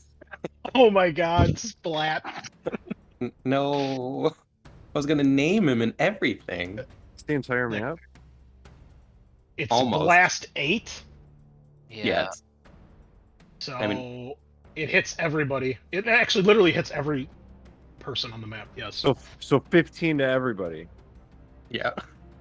I mean, bro, Well, let's see here. Let's. This is a huge line of sight blocking device, so I think everybody on the south should get some bonuses here. Because he did specifically aim there and he did hit what he was aiming at. So I'm gonna say I don't think it would actually hit you guys because this thing is huge in the middle. But everybody up here, and I'll roll for the Ogren as well, because he's not blocked by this. So Peppa, both of Matt's boys and both of Peppa's boys are getting hit. Oh, fuck, Alright. boys. Red team's gonna go full defense. Peppa's okay. Godspeed. You see the Ogren barely flinches as the fire strikes him from the blast, as if perhaps he's done this before and he's used to it. Ooh, complication. Oh no. So this increases our resilience for blast damage. Yes. Okay. Peppa, really good roll there. 2, 4, 6. Nice. Yeah. So I'm assuming with the mega armor, you probably don't take much damage, if any. My resilience is 14 with the mega armor, so I took 1 damage, Nice. which I saved with shock. Yeah. Okay. Yeah. Yeah, it feels 15, good, bro. I know, dude. Is this what you normally feel like, bro? I mean, that's what the Ogren feels like. I don't really have much else that has 15 resilience running around. Not yet, right? Not yet. Not yet. Final boss. Yeah. How you doing over there, Matt? Is everybody It else was dead? 15 damage, right? Yeah. AP nothing. AP nothing. Okay. Shoot a boy is exhausted but lives. Big Shooter. Let's see. Sean, how about your guys? Are they toast? Oh yeah, they're both dead. Okay. There's no way for my Snaga or my Garachin to live. The one wound Snaga. Yeah. Yeah. Oh yeah. Here we go. Don't forget we have the critical after that too. Oh, Yeah. boy. Right. So. All right, maybe they will. I'm gonna still do determination. Headshot. Come on. One real wound. And they all take an additional wound from the headshot. Including the Bullgrin. The Bulgrin does actually take a wound from that then, yes. Does the Psyker take any damage?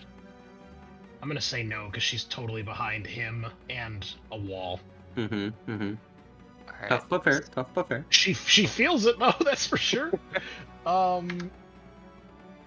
So one additional wound for everybody and staggered. Yes. Oh, he's staggered too, yeah. And probably that's helpful. the drop down and exhausted. Could have been worse. Could have been There's- a lot worse. They're still up, but Okay. it's looking pretty rough. Oh, I gotta put this Being guy back in exhausted and trick. staggered. Yeah. Mm, What does that do exactly? You like All can right. only use half an ability or something? Finally is the Psyker, and she is going to cast a psychic power. Nice. Does she need to have line of sight for this? Let's see. Okay. She is going to cast this character as well. I let him spend the experience, so. Nice. She's going to cast Phantom Form. Alright, let's see if she can do it. Cast the spell. DN7. Oof. Big oops. Fuck it. Oh no. Oh no. Complication, but she's got a Yes. shit ton of sixes. Okay. Ooh. No shifts, so that's good, but well, good for us. Let's see here. No, I don't think we're at demonic possession quite yet. I think she just takes a wound. Or I think no, actually I think there's a There's a button Perils to of Warp. yeah, just I assume press that. Yeah, let's just double check here. Sorry folks, first time really well, I guess second time using psychic powers, but first time The orc- using the the orc's normal one. psychic rules. Yeah, the orc one does not count. Perils of the Warp complication. Okay. Let's roll that first. Surging warp energies. The air seems to shiver and distort. All creatures within 25 meters of you suffer 3 shock, and the GM gains 1 ruin. Well, since I failed that, I'll give you guys a point of glory instead. You're Nice. maxed out, though. For the remainder of the scene, all wrath dice rolled as part of a psychic mastery test that don't result in a 1 or a 6 must be re-rolled. Okay. Everybody within 25 meters, that's probably the whole map, takes 3 shock. And if you're exhausted, that's mortal wounds. Oh yeah, Yeah. that's the whole room. Cool. Well, red team's dead. That's it. They're done. That is actually going to do a mortal wound to the ogre as well. Nice. He is now exhausted. And can servitors do servitors have shock? No, they do not. They Dumb old robots. yeah, they're unaffected by abilities that target the mind and don't take resolve tests. And they don't do determination. Instead, they have because they're an enemy, I have to spend ruin, and they just get to roll 3 dice. Oh no. But they don't actually do determination. Yeah, seems like whatever. Okay, wow. Okay, but she does cast it. Farrell is dead. Sorry. Oh, get fucked, buddy. Give him Yeah. the good old dead token. Ugh.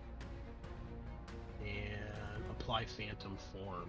Whoops, not to him. Wrong target. Well, it doesn't matter, he's dead. Okay, so she basically turns ethereal. I don't even know where the fucking... And 2, 4... Does she have any shifts? No, she doesn't have any shifts, so... Okay. So yes, light surrounds and grows... the light surrounding you grows dim, then so does your body, transformed into a wispy phantom. While you sustain the power, you can pass freely through solid objects of any kind, though your speed is reduced by half. In effect, you become a phantom, a being out of phase with reality. While you can both see and be seen by the real world, you cannot physically interact with it in any way. Phantom form is extremely taxing to the spirit. You suffer 1 shock every round you sustain this power. Should you revert to your normal form while passing through hazardous conditions, you immediately suffer the consequences of those conditions. If you revert to your true form while passing through a solid object, you appear at a random open space next to the object and suffer d6 mortal wounds. So she's a ghost, because she's all sick of all these explosions that are killing everybody. Understandable. Tough. Fair. But she can't do it forever. Okay, wow, that was turn 1. Holy fuckballs. Kyle, your dude is up. Okay, so Chris, you said up here is like upstairs, right? And that kind of like Yes. okay, so my Shuda is the only guy that's alive for me, so he's gonna go up here. Okay. Oh fuck. I thought he would I'm sorry. I thought he'd be No, able this to thing is see. way too big. Okay. But you are elevated now, so you're above the others. Okay. There's no way I can clamber on top of this thing. No, it like goes all the way up to the ceiling. It's huge. Oh. Okay. Well. Okay. Then I'll just take a shot at this servitor in front of me then. Okay. I can do that right from up top. Yeah, you can. I think you can see both of them. So whichever one you want to shoot. Okay. So I'll do the one in front of me. Come on, dude. Something. Okay. Oh, leggy. That is a hit. Alright, rolling damage. Come on, something. Or Right. servitor. 10. 10 damage. That'll do some. See some blood and oil spurting about. Okay, red team's down. Sorry, Matt. Who's green team? Green team is Eric. Oh, sweet. Are you both alive? Yes, I am. Because they Sick. All right, Eric, you're up. All right. So both these gun servitors are still, or both these servitors are still alive. Yes. I'm gonna start with the slugga and see if he can. Can he? Hold on. Yeah, use his slugga to shoot this combat servitor. Okay. I see what you're trying to do here. Get more headshots. Well, that'll hit. Is it enough? Ew. 10 damage. That will end Mr. Servitor. We'll just get him off the map. That gun servitor's in my way. Yep. I fear that's what you were doing here. Oh yeah, clear the path. Alright, Beast Snagga versus Gun Servitor. Servitor goes smash. Oh yeah, that'll hit. 13 damage, huh? I want the big guy. AP1. He dead. Just crumples under your sheer impressive force. Alright, Peppa, the sole survivor of Yellow Team. Alright, so 1, 2, 3, 4, 5. 1, Team Bad Moon is 2, down. 3, 4, 5, 6. Now, do I shoot him with good old Mountain Thunder, or do I shoot him with my plasma pistol? I'm gonna give Matt access to your character sheet just so he can see what's going on here. Okay. Matt, can you see his token now? As if you have line of sight to it? Yeah, I think because we're allies, I have vision for other folks. Yeah. If you have vision for the dudes, that's right. Okay. Yeah, As if long you as click we're off not your selected. characters. Yeah. Okay, you don't need that then. Okay. Alright, It's I'm gonna gonna use my plasma pistol. Oh, here we go again. This fucking bullshit. What? I'm sorry. Alright, looks like I okay. hit. Yeah. Nice. 16 AP3. Oof. Oof. Oof. Well, he's out of shock, so we're not going to do that. 16 AP3, you say? That's going to require the old calculator. Okay, and 16 will do some damage. Nice, nice. He is still standing. He looks pretty hurt. Armor is molten and slag. Let me see if his stuff does anything else here. No, it doesn't. Just gives him... Oh, wait. He does have an ability. Let me see. Oh, yeah. So he has an ability called Shield Wall because of his shield. You provide your allies with a mobile defense line formed of carapace, tank tracks, and abhuman muscle. If an attack is made against an ally within 3 meters, that ally can add your shield's armor rating to theirs. So yeah, he'd be able to like block the damage for her too. Yeah, yeah. So, makes sense. Oh wait, you guys are supposed to make a fear test against him though. My bad. Oh, well. Too late. All my homie GMs out there, be sure you read your monster abilities before you do stuff. Before you start beating your character PCs to death. Yeah. More before they start killing your guys, so they might have a chance to do something. Okay, well the Bulgrin is up, and clearly he knows what to do. He's gonna go smash the guy that shot him. Yeah. And yeah, nothing fancy here. Just a big old grenade gauntlet to the face. Yeah.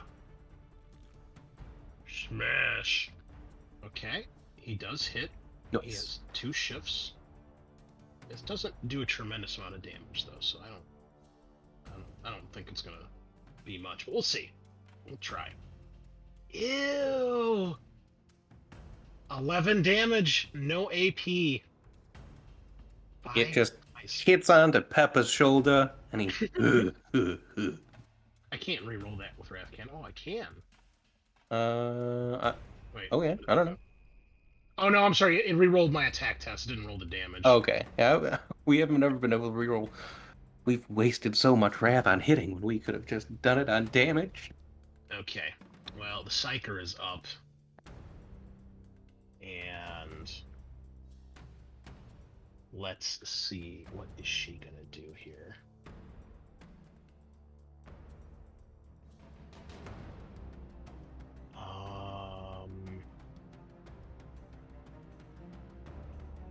Well, she's gonna sustain her power, so she's gonna take a point of shock. And then I think when you're sustaining a power, it adds to the DN if you try to cast another power. Well, sustaining the power adds 2 DN to every action, I think. Okay, let's double check here, because she's definitely going to do that, because she wants to be immaterial. Yeah. So you can't hurt her until she runs out of juice. Yeah. Okay, so the Ghost Psyker, what is this? Why is the DN a question mark? Is it like a concentration thing? Can we try and like break her concentration?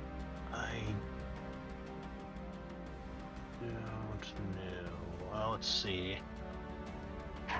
Well, I guess more importantly, would orcs know to do that? Well, you wouldn't know that, but okay, yeah.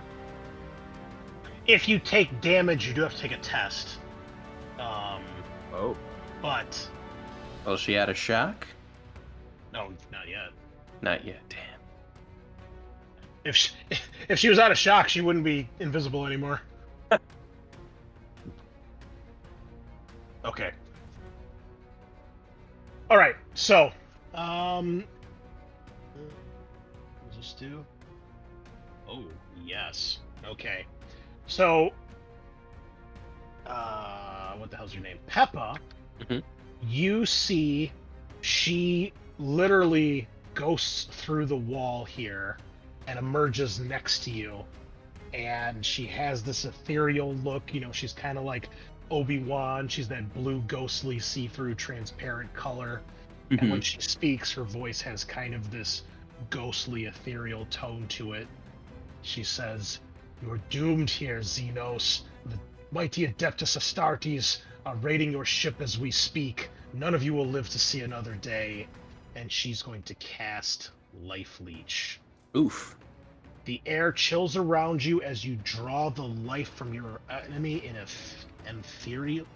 ephemeral wisps. How do I target you, though? I don't know. Let's just press the button and see what happens.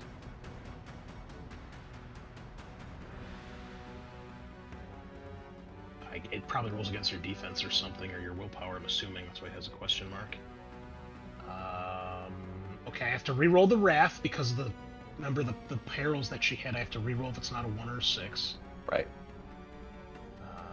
So let me roll dice here.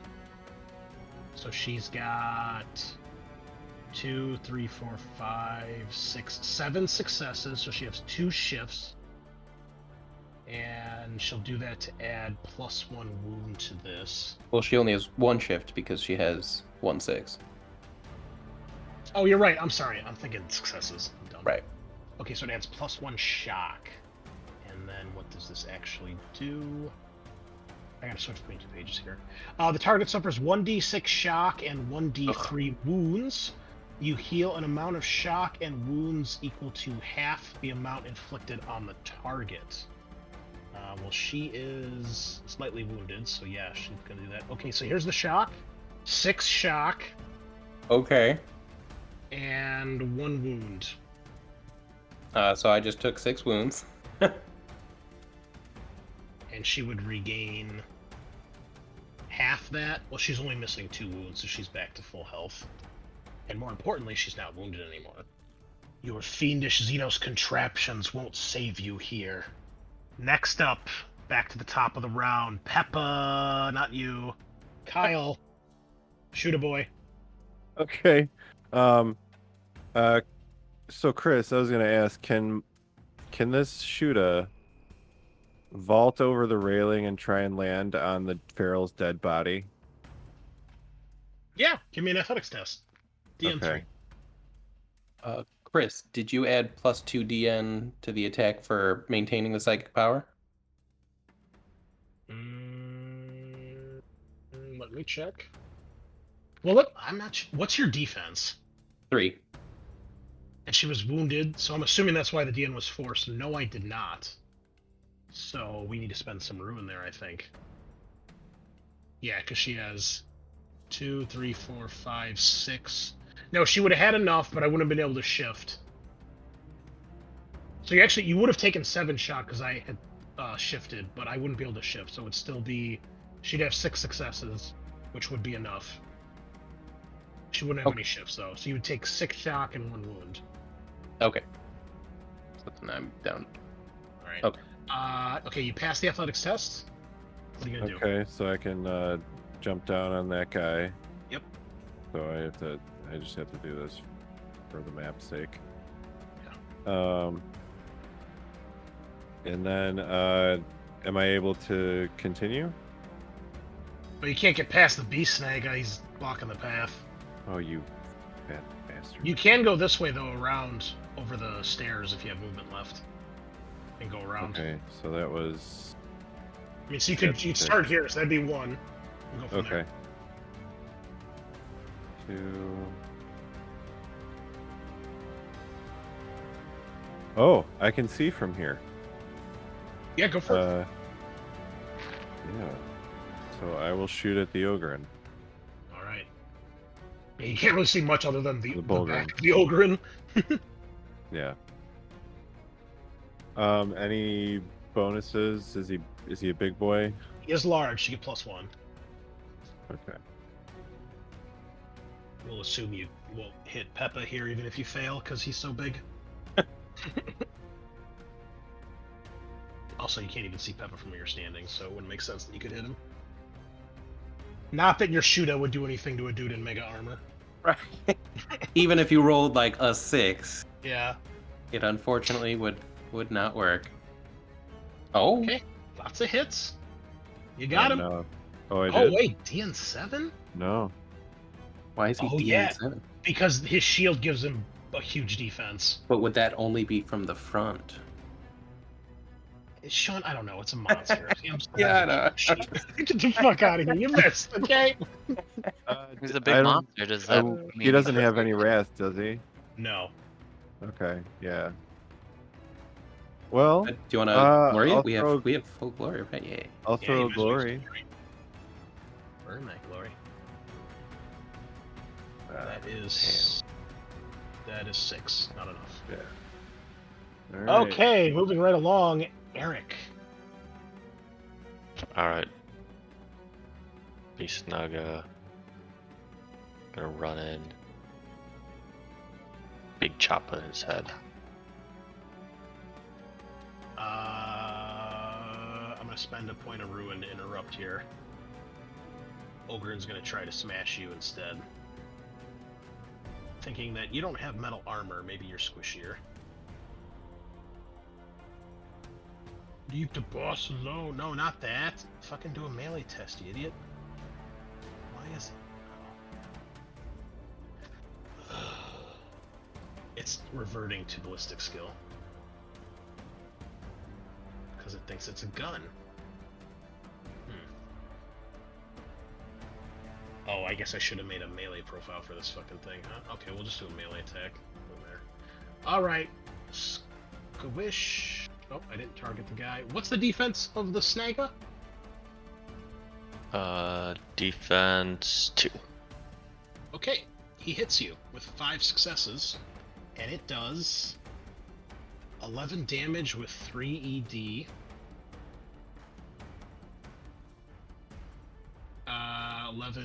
13 damage. No 13 damage. Okay, use but determine 13 damage. Yeah, I think this creature and all of its weapons are from one of the expansion books, which I don't have in Foundry, so I probably had to custom make this stuff. Either that or I missed it. There's also a melee version. I don't know. Okay, he's gonna tank that. Like a boss.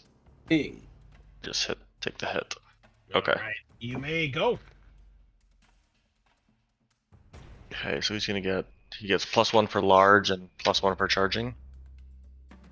Were you far enough away to charge? Don't you have to be a certain distance away to charge?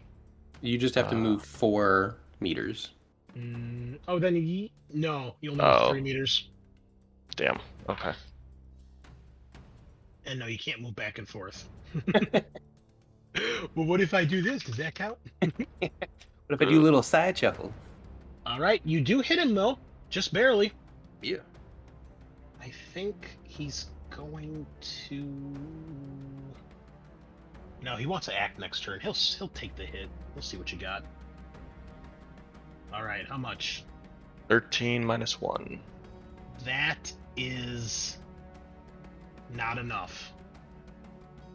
Your axe hits him square in the back and just bounces. It's like striking one of these metal walls next to you. It just doesn't even phase him. That's not good. I guess you hit him in the chest because he turned to face you, but you get the point. Alright, I guess my Slugga, which I don't think can hurt Yeah, him. the Slugga sees that. He's like, points the gun like, And shoot. Just throw the gun in. Oh, almost had the critical. Yeah. Oh, 1 success. DN7. Yeah, he missed. Yeah, no headshots now, huh, buddy? Alright, Peppa. What you got? Peppa's gonna use a wrath to give himself, what is it, 5 shocks here plus rank. That is an action, keep in mind. Yep. Okay. So, because I was exhausted, so now I have my shock back. Probably a good idea. Yeah. So I don't think I have any other actions, right? Because I was exhausted, so I did my 1 action, and that's my turn. That sounds about right. Yep. Okay. The Bolgrin Didn't he already go? Oh, he did. That's right. Yeah. Interrupted.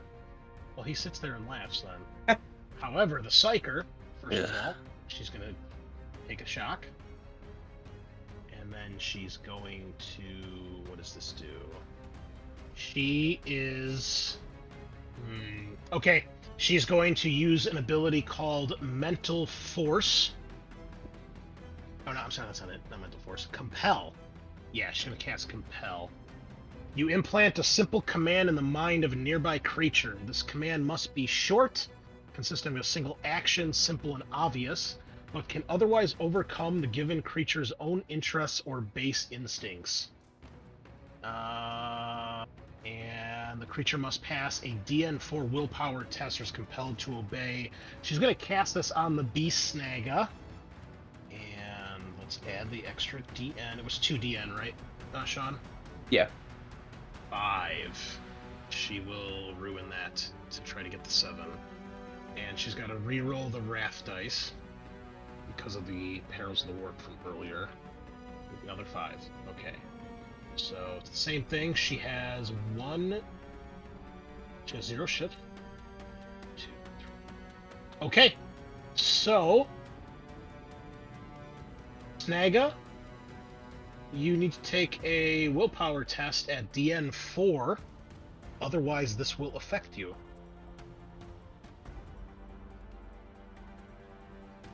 Complication. You definitely do not pass. Yeah. She tells the Beast Snagga to surrender and lay down its weapon. which it is compelled to do so, standing there in a stupor as the Bulgrin gets ready to crush it. Kyle, you're up. Oh no. Okay, so take another shot at the Bulgrin here. Okay. And I will aim. If that does shit. Gives you +1 dice, but you can't move. Yeah. Might as No, well. he hasn't moved.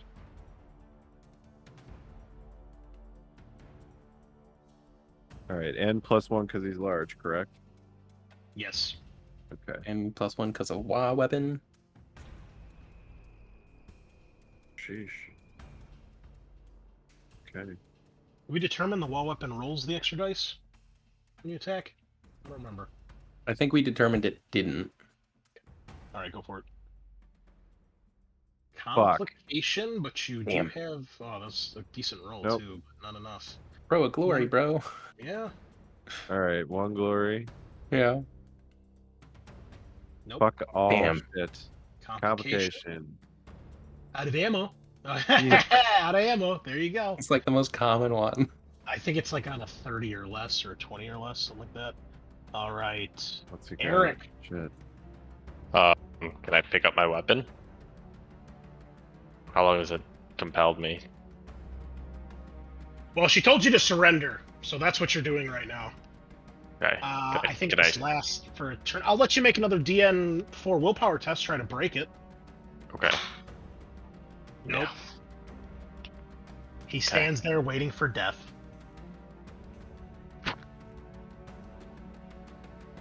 Can my slugger boy pick up the big chopper? Absolutely. I'll put it on his character sheet for you. Do we get any bonuses because we outnumber an ogre? It's 3 on 2 right now. One of them's an ogre, and I would say no. Yeah, he's not locked in here with us.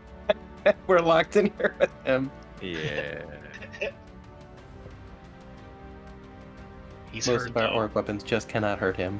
Slowing down. Oh, the slugger. So close. I'm gonna use a glory. Yeah.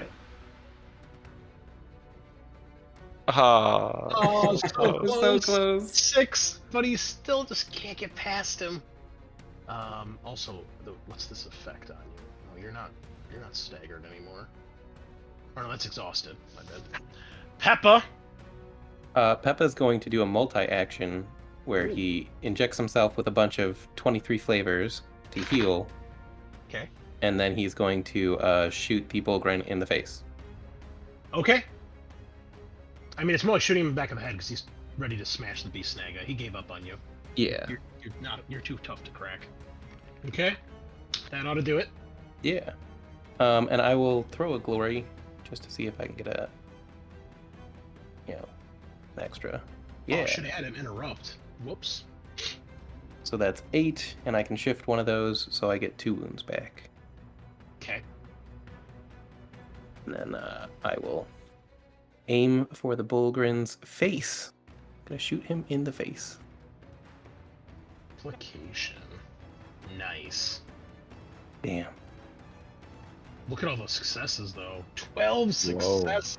Wow. 1 shift. How many mortal wounds does that do?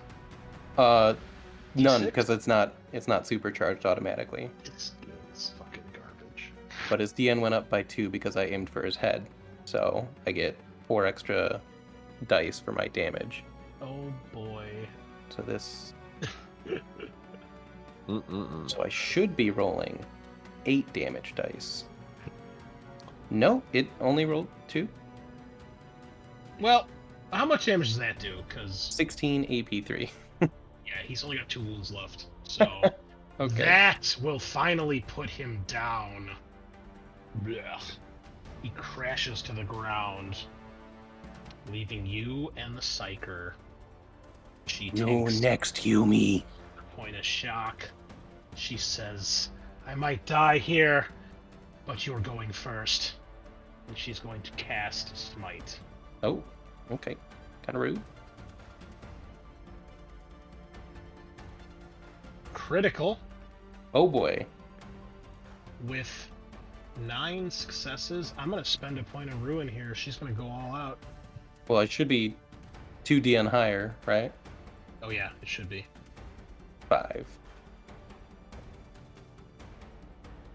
12 successes. Okay. Peppa's gonna 5. try to increase his defense. Does that work against a psychic power? It still increases my defense, so I don't know. Let's see. Let me look at this. What else would it target? What's your willpower? 3. Let's make sure it's not targeting your willpower. Pretty sure it's their defense because that's what I had to roll against for Scornshar when he smited. Oh, did you? Okay. Yeah. But you can definitely double check because I only looked at that once. I gotta find it first in this fucking list. Here we go. Target's defense. Okay. Yeah, go for it. Ooh, a complication. Super cool.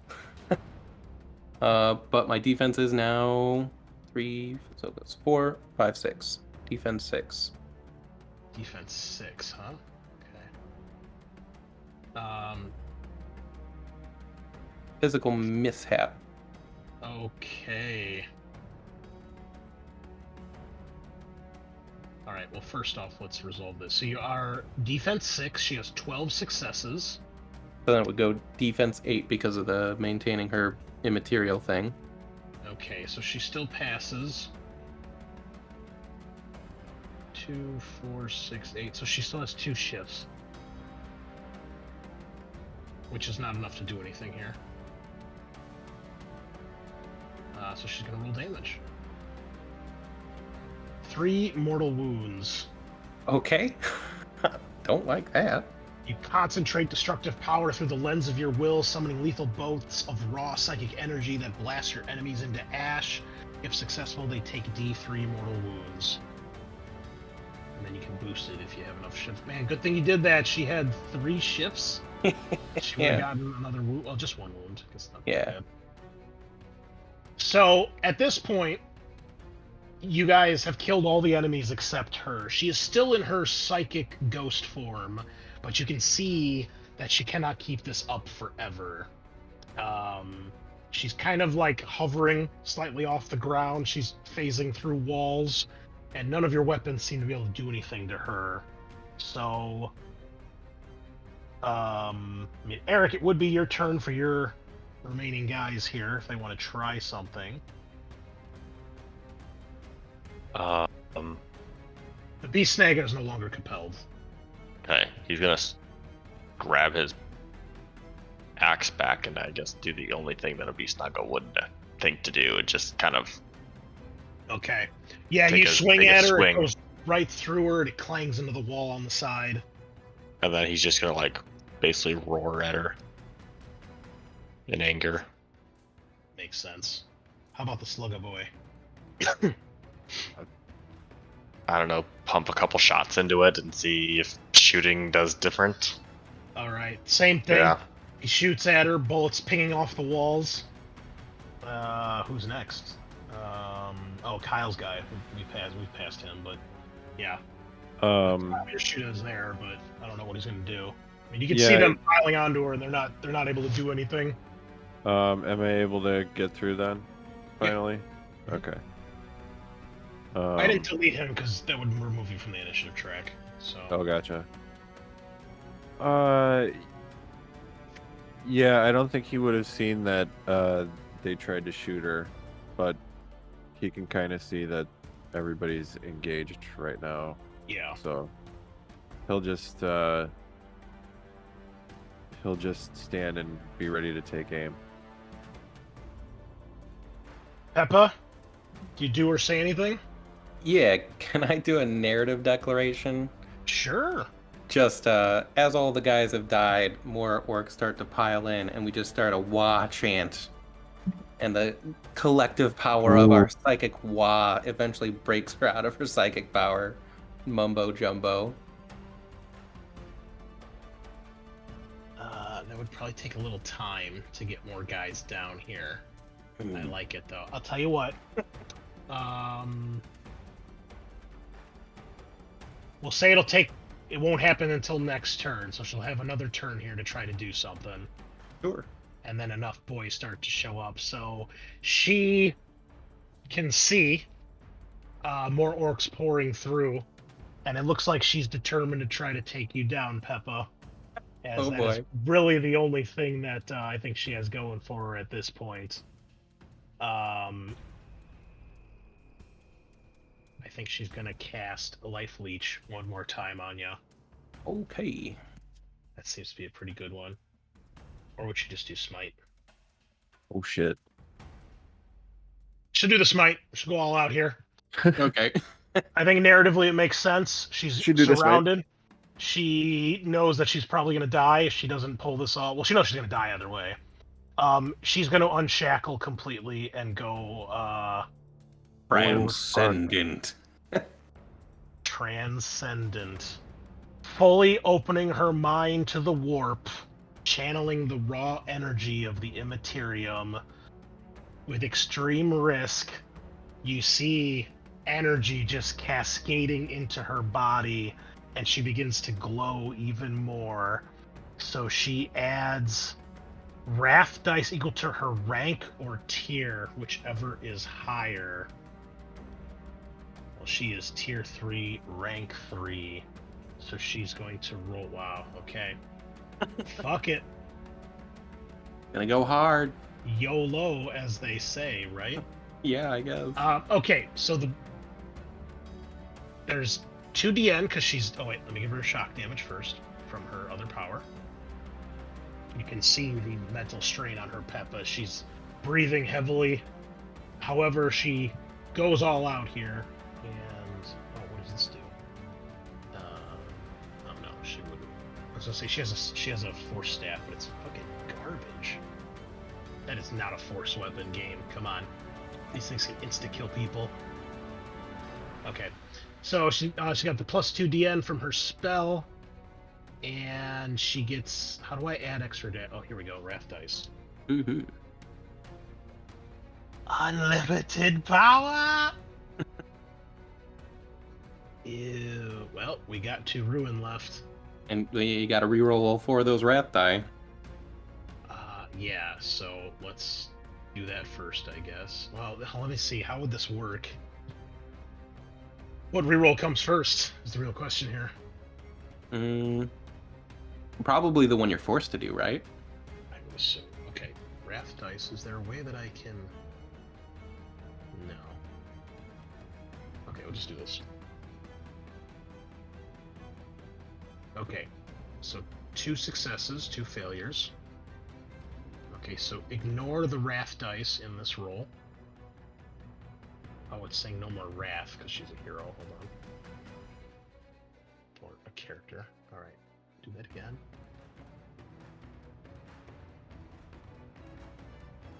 Okay, so she's got 2, 3, 4, 5, 6, 7, 8, 9 successes. No criticals. Well, it would only be you have these 4 regular dice, and your wrath die you only got 2, so it should have been 7, right? Well, no, because then she would use the wrath to re-roll the 2 wrath dice that weren't successes. Okay. So then, yeah, she should have gotten more. So she has 9, and she has DN 5. So she has 2 shifts, which is not enough to do anything. So you take D3 mortal wounds. Rip. It's not that spectacular, but 2 mortal wounds. Damage is damage. Yep. Okay. At this point, orcs surrounding and chanting. She's only got, I think, 2 shock left. 3 shock left. She can't do this forever. And with all the Orcic Psych Wa energy, her shield eventually fails, and she collapses to the ground on her hands and knees, breathing heavily, and she looks up at you, Peppa, with a defiant look in her face. Peppa's gonna knock her unconscious. Oh, give me... fuck it, you can do it. You don't need me to test for that. You smack her upside the head with your fucking... You'd probably kill her because you're in mega armor. Just flick her in the forehead. Just Yeah, with one finger. Slap her with one finger. Okay, yeah, she's knocked out. We'll say she's knocked out. That's fair. Actually, you need to spend another wrath point to do another narrative declaration. Hey, fine. No. Okay. Woo! Alright, so Psykers, they can actually give the party a challenge. Okay. And blast 8 weapons. Bring those two. Blast 8, blast 16. Yeah. Or whatever. Alright, let me give everybody vision here. You did it, Peppa. I was worried there for a second. Yeah, You're fuck kinda yeah. close. All of my guys died in one attack. Yeah. Like, uh-oh. Wow. I'm gonna throw a grenade. I'm gonna catch it and go fuck yourselves. Okay then. Yeah, Peppa has 3 wounds left because there's no way for him to stop psychic powers. I wonder if all the bombs in this place are gonna explode, killing us all anyway. That's also true. All right. So, a little bit of peace settles over the fleet after one hell of a couple hours. You guys are now deep in the warp. I'll have to do the test for Bashir here in a second to see how your journey is going to turn out, but it seems you finally have a chance to catch your breaths and take stock of the situation. What would you like to do? Oh, also, Peppa, just to point out, you do not find any planted explosives. You guys got there too fast. Basically, the Space Marines obviously were the stronger foes and, the elite guys, so they just, SWAT team that shit right to the engines. Yeah. What you would have heard more of the conversation that she was screaming at the guy, but basically they were going to go for the warp engines. They went for the engines because originally you guys were not in the warp. And then when you guys jumped into the warp, the Space Marines made the decision, we'll go for the warp engines instead. And they were able to react quickly enough to make that happen. Her group, with her being the only real elite person, she might have ordered that, but they were just too slow to react, especially with the Ogren. So she's like, fuck it, we'll just go for the engines. But they didn't have a chance to actually plant any of their charges because they were busy fighting other orcs. So no explosives were planted on your ship. You. All right. So yeah, what would you guys like to do? Is there a way to communicate while you're in the warp? Yes. We'll assume that you guys can communicate. Especially because you guys are all together, you enter the warp at the same time, so yeah, I couldn't find anything that says otherwise. Again, the warp is pretty nebulous as far as how it's been described and, hard and fast rules. So we'll assume a fleet goes in the warp together, they can communicate in some way. All right. Peppa would vox the others on their ship. Boss, I found that Psyker lady. She was on my ship the whole time. Yeah, you'd hear Mulgrim probably chime in. What in Gork's name's going on out here? Space Marines on our ship. Oh, the Marine boys, eh? Did you give them a good crumpin'? All of them. We took care of them real good. Yeah, looks like they took care of the ship, too. Mulgrim, any borders on yours? Oh, nothing here. Must be Keep nice. your eyes open. It is. You lot got any damage? Yeah, they got damage. They took out 2 of the warp engines. We've disabled some of the other explosives. I sort of sidle up to Loktar. Is like, do you want to break the news about showing scrap? Do you want to handle this, baby boss? Loktar sacrifice himself for the ship. There's a We long need- silence from Mulgren's end. We need to hurry up and get out of the warps. Finish this trip. So we just gonna keep going through the warp, or we're gonna finish it in real space? We're in now. We might as well finish it. Right. Well, what you want me to do with the Psyker lady? Can you hold her? You guys got that black rock? Yeah, I think Loktar still has it. Scorcher gave it to him at the landing pad. Mm-hmm. I did. Yeah. Is it possible to get like a transport to us? You're not sure. You've never attempted nor know anything about that. And the only person who could have done some orky psychic stuff is no longer here. Dude, sometimes the story writes itself. Fire those Amazing. boarding torpedoes, man. We've solved so many problems with those so far. The demons hope can't it invade their doesn't skull fail that us fast. Just open your window, I'll throw it. Yeah. Let's get real close. Right, well, I mean, maybe if she was able to go through walls, so probably not. I don't know how that brain stuff works.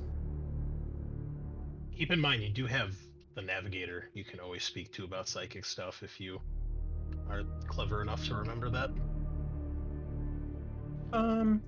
Peppa's got a moderately high intellect for an orc. 4.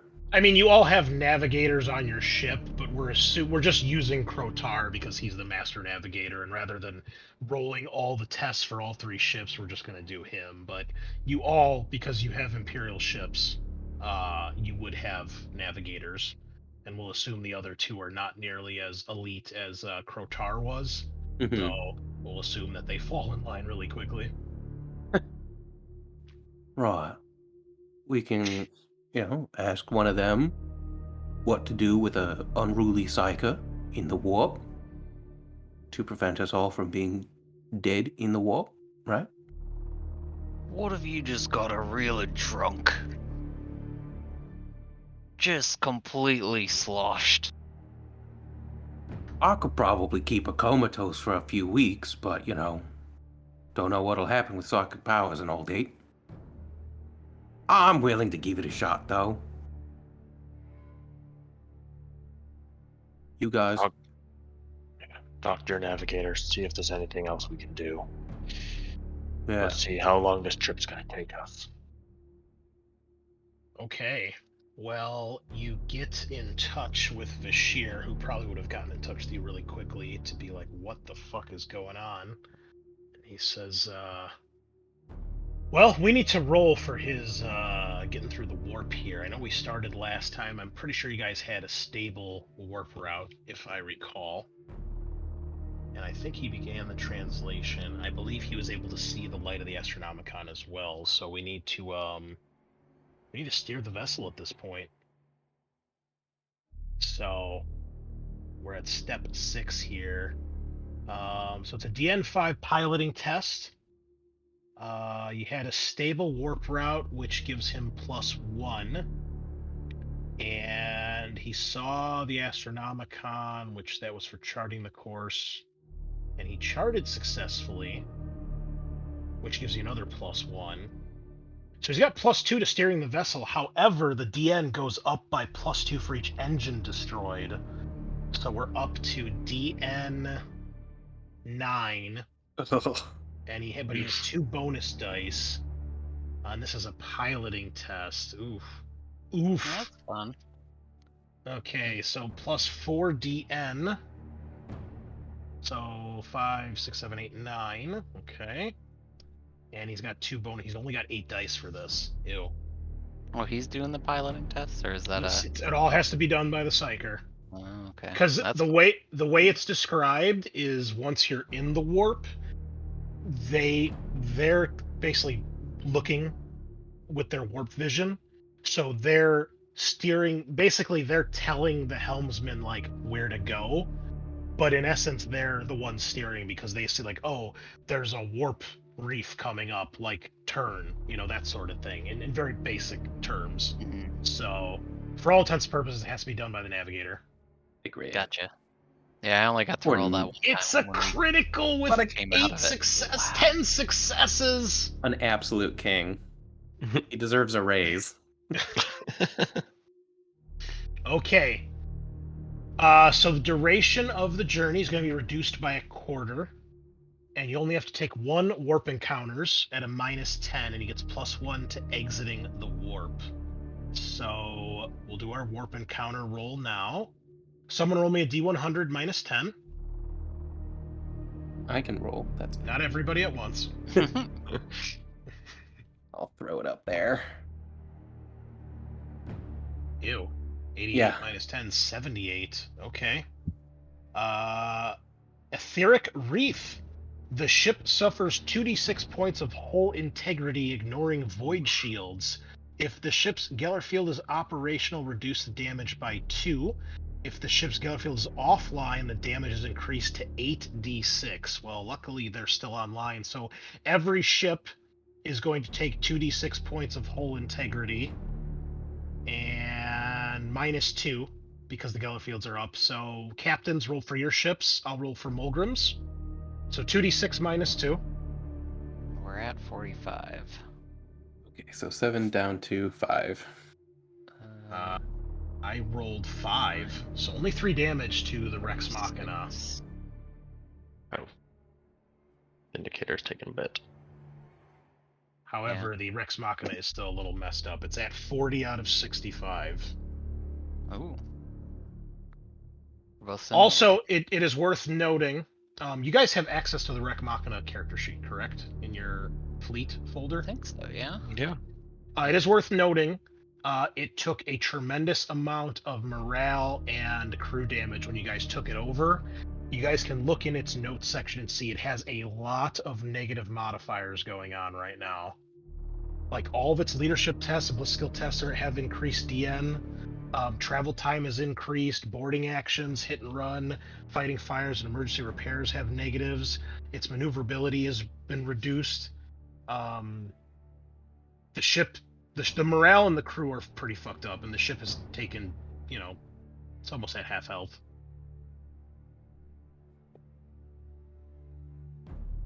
And that's after the repairs that he had done. Obviously, he couldn't repair the morale or the crew. Well, he tried to repair the morale. It didn't work out very well, so he stopped doing that. He's not the leader. So just an FYI. And the tokens here are to kind of represent scale of the ships. Obviously, your escort, the Purging Fury, being the smallest. Your Vindication is a light cruiser that's 1 step up. And it is about twice the size of one of the smaller ships. The Rex Machina is like bigger than a fucking battleship. So it is like easily 4 or 5 times the size of the Vindication, but it is slow as fuck. So, yeah, I tried to put all the relative stuff for your ships in the notes section, so you don't have to look at the ship stats. That's for more special stuff. So all that is there. Like all the stuff you need to keep track of, like hull and everything, is there, and any negatives you have for morale and stuff like that. So, so yeah, despite that, he still hits an etheric reef at some point that you guys are unable to avoid. It's dangerous, dangerous travels here. And finally, we need to exit the warp. This is a DN5 survival. It's increased by 4 because of the damaged engines. And he has a bonus of +1. All right. Well, his survival is really, really good because it's willpower. So. Thank God.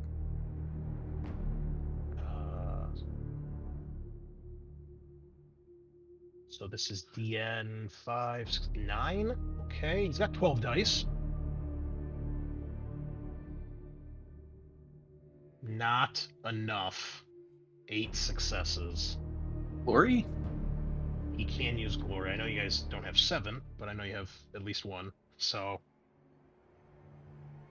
Oh, there it is, the 6. Okay, so this is going to be a very long journey, though. If we go back to the system map, I think it was a 12-week journey. Something like that. Pretty extensive. Yeah, it was a long one. Okay, so we're going here. It is a 12-week journey, and we have to add another 2 weeks because of the damage to the warp engines. So it's a 14-week journey, and it got reduced by a... Well, it's normally reduced by half because you're going through warp travel, so that's down to 7. And then it got reduced by another quarter because of his excellent piloting skills. So maybe about 5 weeks in the warp. Okay. 5 or 6 weeks. Let me get my calculator out here. What is it? 2.8 weeks? Yeah, we'll say 5 weeks in the warp. But a harrowing journey. We guys will eventually emerge. But you've got some time to discuss things. There is, a bit of time here. We'll have to roll for the crew as well, since they're going to get antsy during this time. So, yeah, if you have anything you wanted to ask Bashir, you certainly could. You guys ask him ways to keep a crazy psyker from doing things on your ship while you're in the warp. Now, you can ask him too, Peppa. You don't have to. Oh, yeah. He, with his usual haughty voice, is like, what exactly do you mean, crazy things? Well, she's a psyker, and she like phases through walls and melts your mind. Yes? So a way to stop that, since we're in the warp. I doubt by any means that we have access to, unless you have some sort of null weapon or a null collar. Don't know what that is, so no. Would they keep those on the ship? To my understanding, I don't believe Casadora had any such technology. I could not say for the other 2 ships that we have acquired, but unless it's something like a black ship or a prison ship of some sort with known Psyker prisoners, it's unlikely they would have anything like that. I certainly doubt the Mechanicus vessel would have that. Right. Maybe the Mechanicus vessel has some of that black rock that made Scornchaw's it. I would advise to not mess with that near the Psyker. For it, All right. It could dampen her powers, but Blackstone is highly unstable and not very well understood. In theory, it can nullify a Psyker's powers, and in my experience, it certainly can, but it could do other things too. Right. Perhaps, Captain, I suppose you should know a bit about Kartren. She used to be part of the Inquisition, the group in the Imperium that hunts down enemies of specific types in a very extreme fashion. She was part of a group called the Deathwatch, the Ordo Xenos. They specialize in hunting Xenos races. I'm assuming that's how she was able to... That's how Deathwatch Marines... Those Marines you fought are the fighting arm of the Ordo Xenos. They're called Deathwatch. They specialize in hunting Xenos of all types. I am assuming she somehow was able to get in contact with them, but for it to happen so quickly, I would assume they were probably somewhere already here in the system. Unless they had some other means of communication or transportation that I'm not aware of. Which is certainly possible with the Inquisition. They have access to far better war gear and esoteric means than the regular Imperium does.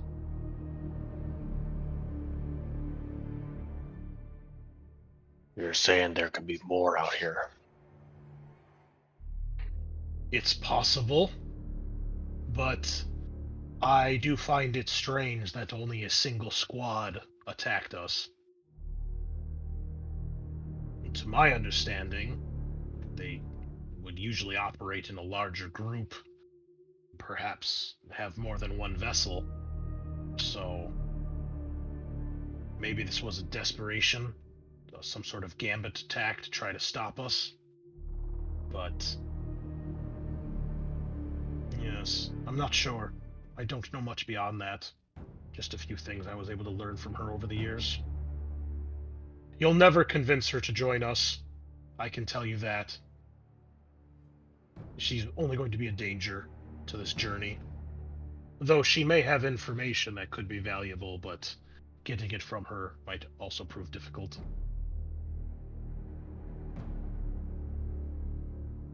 Right. Okay. Right. Well, If she becomes a problem, just take care of it. What if he ate her brain? I was thinking, what if I could put an orc brain in her body? Then we have another psychic orc. But I don't know if that'll work. Well, no, because it's her brain that does the thinking, right? So then you eat her brain, and then you can do the thinking. Doesn't work that way. Oh. If you're not born with the gift, you'll never have it. Oh well. Captain, my suggestion is simply to be done with her. If she escapes again, who knows what else she could bring to our doorstep. Is that really something you want to risk?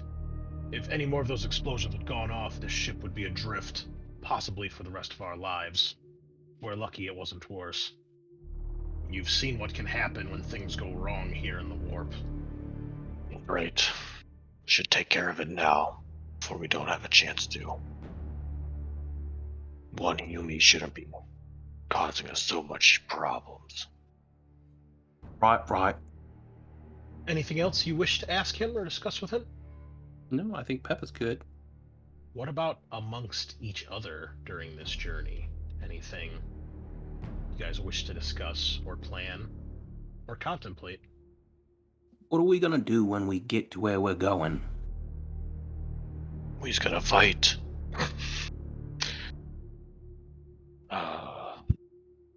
Why did we go to Dunvern? It had something. It is the frozen Hive City world. And most of the Hive Cities are like manufactorums that produce a good amount of gear and equipment for the system and neighboring systems. We's gonna go get more scrap for more DACA. Right. So, we need to repair some of our ships. Yeah, here's the description. Like most hive worlds, Dunavern is a barren wasteland, having long ago been reduced to nothing due to the vast amounts of pollution and waste generated by its populace. The planet's atmosphere has been completely destroyed, making life outside the hives impossible. In addition, because of Dunavern's position as the furthest planet from the system star, it is also the coldest, with a normal climate of freezing. The ground is frozen for the entire year, and endless snowdrifts coat the surface.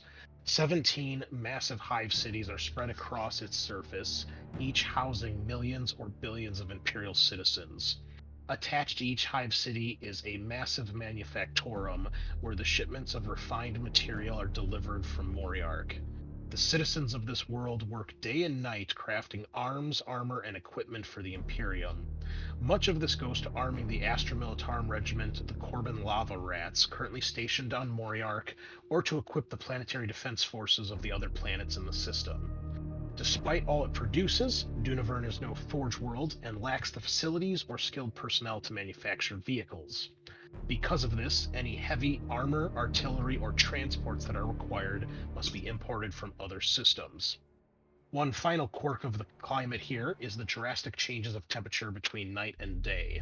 While the planet is frozen year-round, during the night, temperatures plummet even further and have been recorded to reach as low as negative 200 degrees Celsius. None can say for sure why this is, but this results in the outside landscape becoming impossible to traverse for any length of time, even with the proper equipment or transportation. So, to answer the question, I think the plan was to go there and try to loot the hive cities and or manufactorums and see what other gear and goodies you guys can get your hands on. So how much scrap do we have left? 6. Can we use some of that to start training mechs to help repair our ships? You could? Yeah, we have a lot of ships and A lot of vehicles damage now. a lot of vehicles too. Yeah. I would say... I'll say 1 scrap per ship. That way you can make sure you got mechs throughout the entire tribe and enough to actually repair each ship. Like, Okay. at the same time. Okay.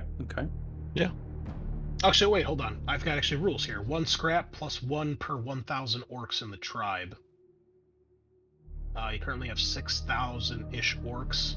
You would need 7 scrap to do that. Oof. Rip. Well, what happened to those marine boys? They brought on some plasteel with them. Is that salvageable? What are you referring to? What plasteel? I don't know their armor. I was just gonna loot some junk. I think we did looting last week, if I Oh, did we? recall. I must have missed that. Did we? No, I don't think I don't. so. If I'm wrong, tell me. I don't remember because I was editing other shit. No, Yeah, we I don't think everybody just died, Okay. and then we we ended there.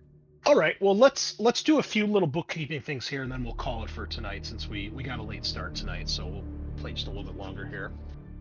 Oh, so we'll do the looting first. You guys can do your acquisition tests. Obviously, all this shit was happening at the same time anyway, so it makes sense now that everything's died down. So you have the 5 Marines. Everybody can, as usual, attempt 1 acquisition test to try to get some gear. So whatever you want to try, go ahead. I don't know if there's anything specific that I'd be shooting for. I was just like, So we had there were Astartes combat knives, bolt pistols, bolt guns, Eviscerator. special ammo. There was an eviscerator, a storm bolter, a chainsword, a heavy flamer, and a power sword and a plasma pistol. I think that's everything. There was the jetpack as well. Or the jump pack.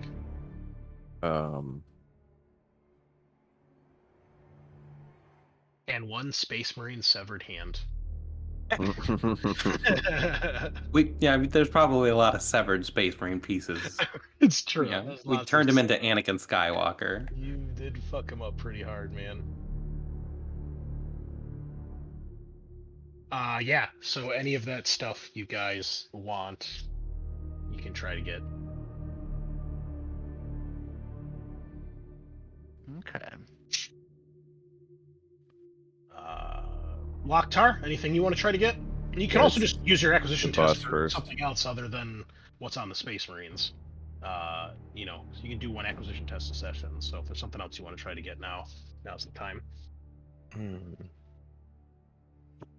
Is there anything you guys want? I'm still thinking. Yeah, anybody else? Preference? Do they have their rarity listed? It's the rarity of the weapon, whatever it is. Okay, let me double check really quick.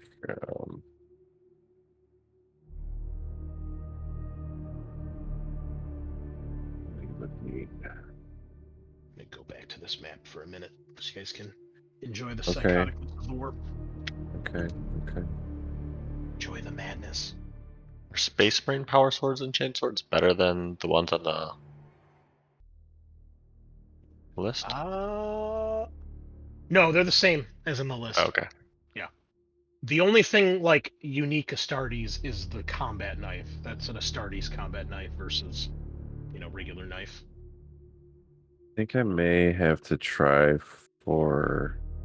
So it's influence. We have to use our influence, and there's no. We can't use wealth to match it.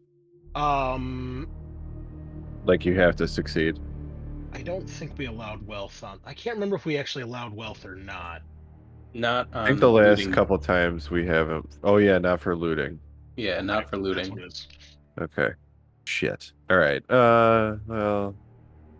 Yeah, I think Scorch is gonna try for a chainsword then. Okay. That is 4. You want to go for the eviscerator? No, Bigger because Oh, that's it's 6. too hard. Oh shit! Yeah. It's probably Yeah. even more. Yeah. Okay, so it is it is value 4, and its rarity is uncommon on a chainsword. So uncommon adds +1, so it'll be a total of DN 5. Okay. Just in case, who had the eviscerator? Oh, Sephiroth, right? Yeah. Yeah. Let's just check.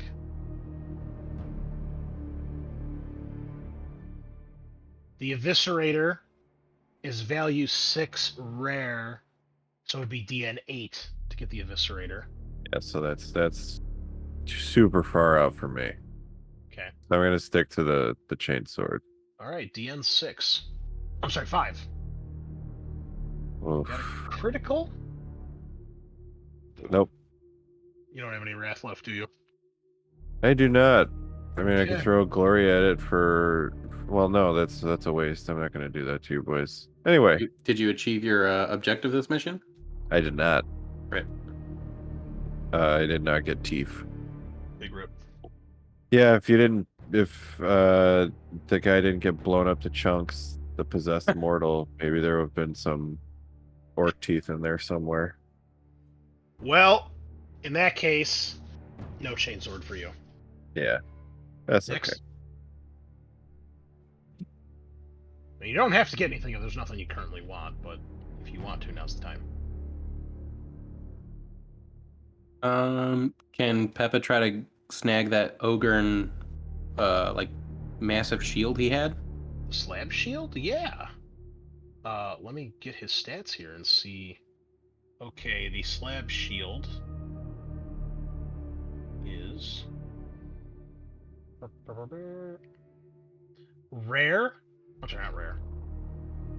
Value 5 uncommon, so it'd be 6. Okay, there's a chance. There's a chance. Oh, Exactly, with the critical. Sheesh. Yes, Oh, sir. Let me put that on your character sheet. Uh-oh, Peppa's gonna be unkillable now. what'd you end up getting? Like his slab shield. Oh shit. It gives an armor value of 4, and it is cumbersome and has the shield trait. There you go. Resilience 18. Oh my Defense God. 7. Yeah, you can't run or sprint 'cause it's cumbersome. My and mega you armor. wield it like a defensive weapon. I don't know what that means. Armor with this trait adds to your defense and resilience, provided the GM agrees you can maneuver the shield to block the attack. So it does stack. Nice. Oh my god, that's disgusting, Yeah. but highly hilarious. Okay, Matt, Eric, anything you guys want? There's nothing specific that I want. I guess I was hoping to potentially get bits of the Astartes armor for research purposes and/or scrap for use later. Yeah, I was just thinking about seeing if I could collect the helmets as trophies. Oh, definitely. I don't think anybody had like.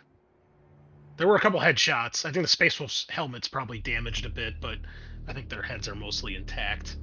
Yeah, that's not a problem. Matt, for you, if you're just trying to get bits of it for research, you don't need to make a test for that, because there's pieces here and there. But if you want to get anything substantial to like jury rig or use, you'd have to make the test. And at very rare value 8, you're looking at DN Yeah, 11. there's no way I can snag some of their gear. I don't have a whole lot of influence, but yeah, just anything that could be salvaged from their. Yeah, you can get bits of it, so you can at least kind of check it out and see what it is. You know, like a part of an arm part here, like a knee pad or something like that. Part of one of the power packs. Okay. Yeah, and I'm still. Can I still try again to mastercraft my Sure. Oscula to turn it into a Yeah. like a bigger blade, more orky? Yeah, we tried to do the master crafting, right? That's what you actually Yeah. tried to do. So it's Okay. value 7, very rare. 7, very rare. Very rare is +3, so it's DN 10. DN 10. Damn. And But I this- roll it. This you would be using strength instead of influence if it's higher, because this would be Mhm. talking to the orcs, and you can spend wealth on this. Okay. You? You. 3? I have wrath left. What is your influence these days? It's still only 3. 6. Can I use a glory? Okay, we're up to 6 successes. 7 successes. I have 3 wealth. Oh, So I'll- just I'll enough. spend it. You can spend it. Dang. Okay, so you're gonna mastercraft boss killer, huh? Yes, and it's gonna be like a big fucking chopper. I believe that is there's a folder that says upgrades. Yes. So just put that on your character sheet, I guess. You gain +2 bonus to any attack made with this weapon, and it gains the reliable trait. Ooh. That's pretty damn good. Now We know you how guys good reliable should have raised your influence last week by 1 if you did not already. Yeah. What is everybody's influence at? I imagine you're probably all around the same. Mine's only 3. I'm at 4. I'm at 5. Oh snaps! I'm only at 3. Oh no, I guess it would be different because you have different starting influences. Yeah. Okay.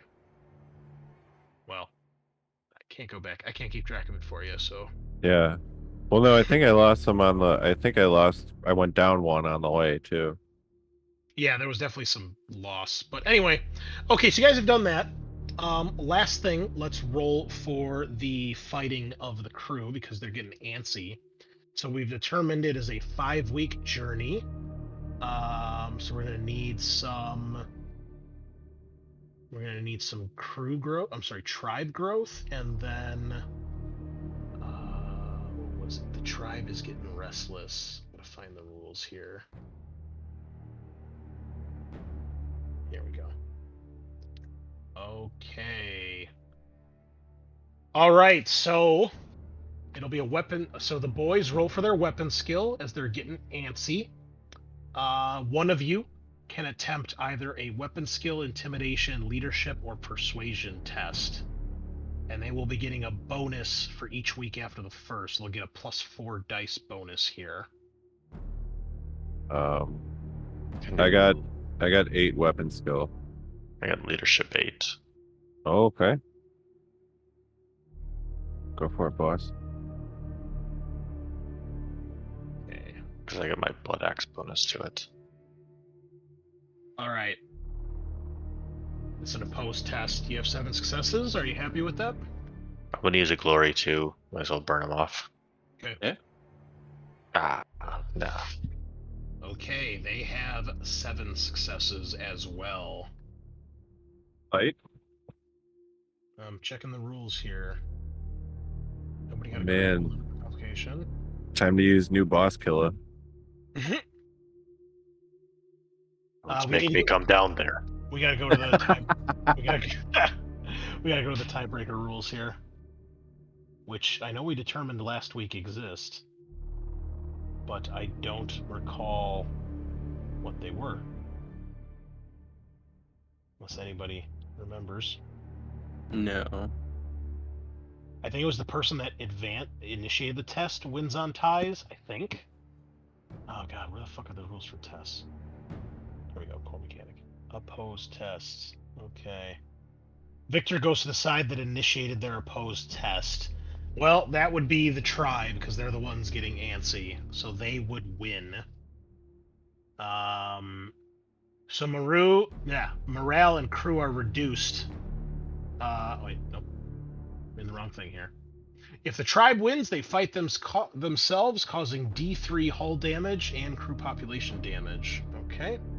So that'll be 2 damage to crew and morale. I'm sorry, to crew and hull integrity of all 3 ships. I'll take care of Mulgrim's ship for you. Yet. This guy. 99 out of 99. Wait, what's the max on morale? It depends on the ship. Oh, I'm sorry, I see. it's crew and hull integrity, not morale. That's right. That's why Okay. I'm screwing this up. And I finally, thought it was a max of 100 a second ago. yeah, I know. I think the Vindication has some different stuff because of the upgrades on the ship. All right, and finally, some tribe growth. Eric, so you roll 1 D100 for every week, every full 1,000 orcs. You're gonna roll 6 D100 Okay. 7 times. So that's every full week. So 6 D100 time 5 times. So that is 30 D100. 30. Yep, and you will multiply that by your influence, which is 3. Yes. Okay. Look at all those hundreds. Okay. Oh my gosh. 30 D100, 1,474. 1,474 times 3, almost doubling the tribe as another 4,422 orcs begin to flock to your banner. They've heard your stories. They've heard that you fought and killed space marines. You've got 3 ships in the fleet now, and you've beaten a Psyker and her boys. You've beaten demons. You've survived in the warp. You've now got 11,000 orcs in the tribe. Ish.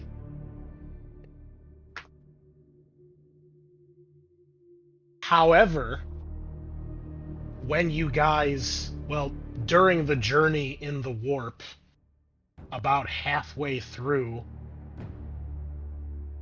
more trouble occurs as something is opening fire on your ships. I was about to ask about that. It's like, didn't the Space Marines arrive on some? It does in fact seem that the Marines, their ship is in the warp with you, and you've been way too busy to even bother to look, and they decide now is the time to strike halfway through the journey. So next week, the strike cruiser will, pun intended, make its strikes. Oh boy. Beans. In the warp. Because it's do or die time. And I think that's where we'll call it tonight. So, good game, fellas. Listeners, thanks for joining us tonight. And we will see you on the flip side as we finish our warp journey and finally get to Dunavern. We'll see if the Space Marine Strike Cruiser can pull any miracles off here. The Hail Mary at the end of their disastrously failed mission. I think that's it for us, so we will see you on the flip side. Same time, same place. Nighty night.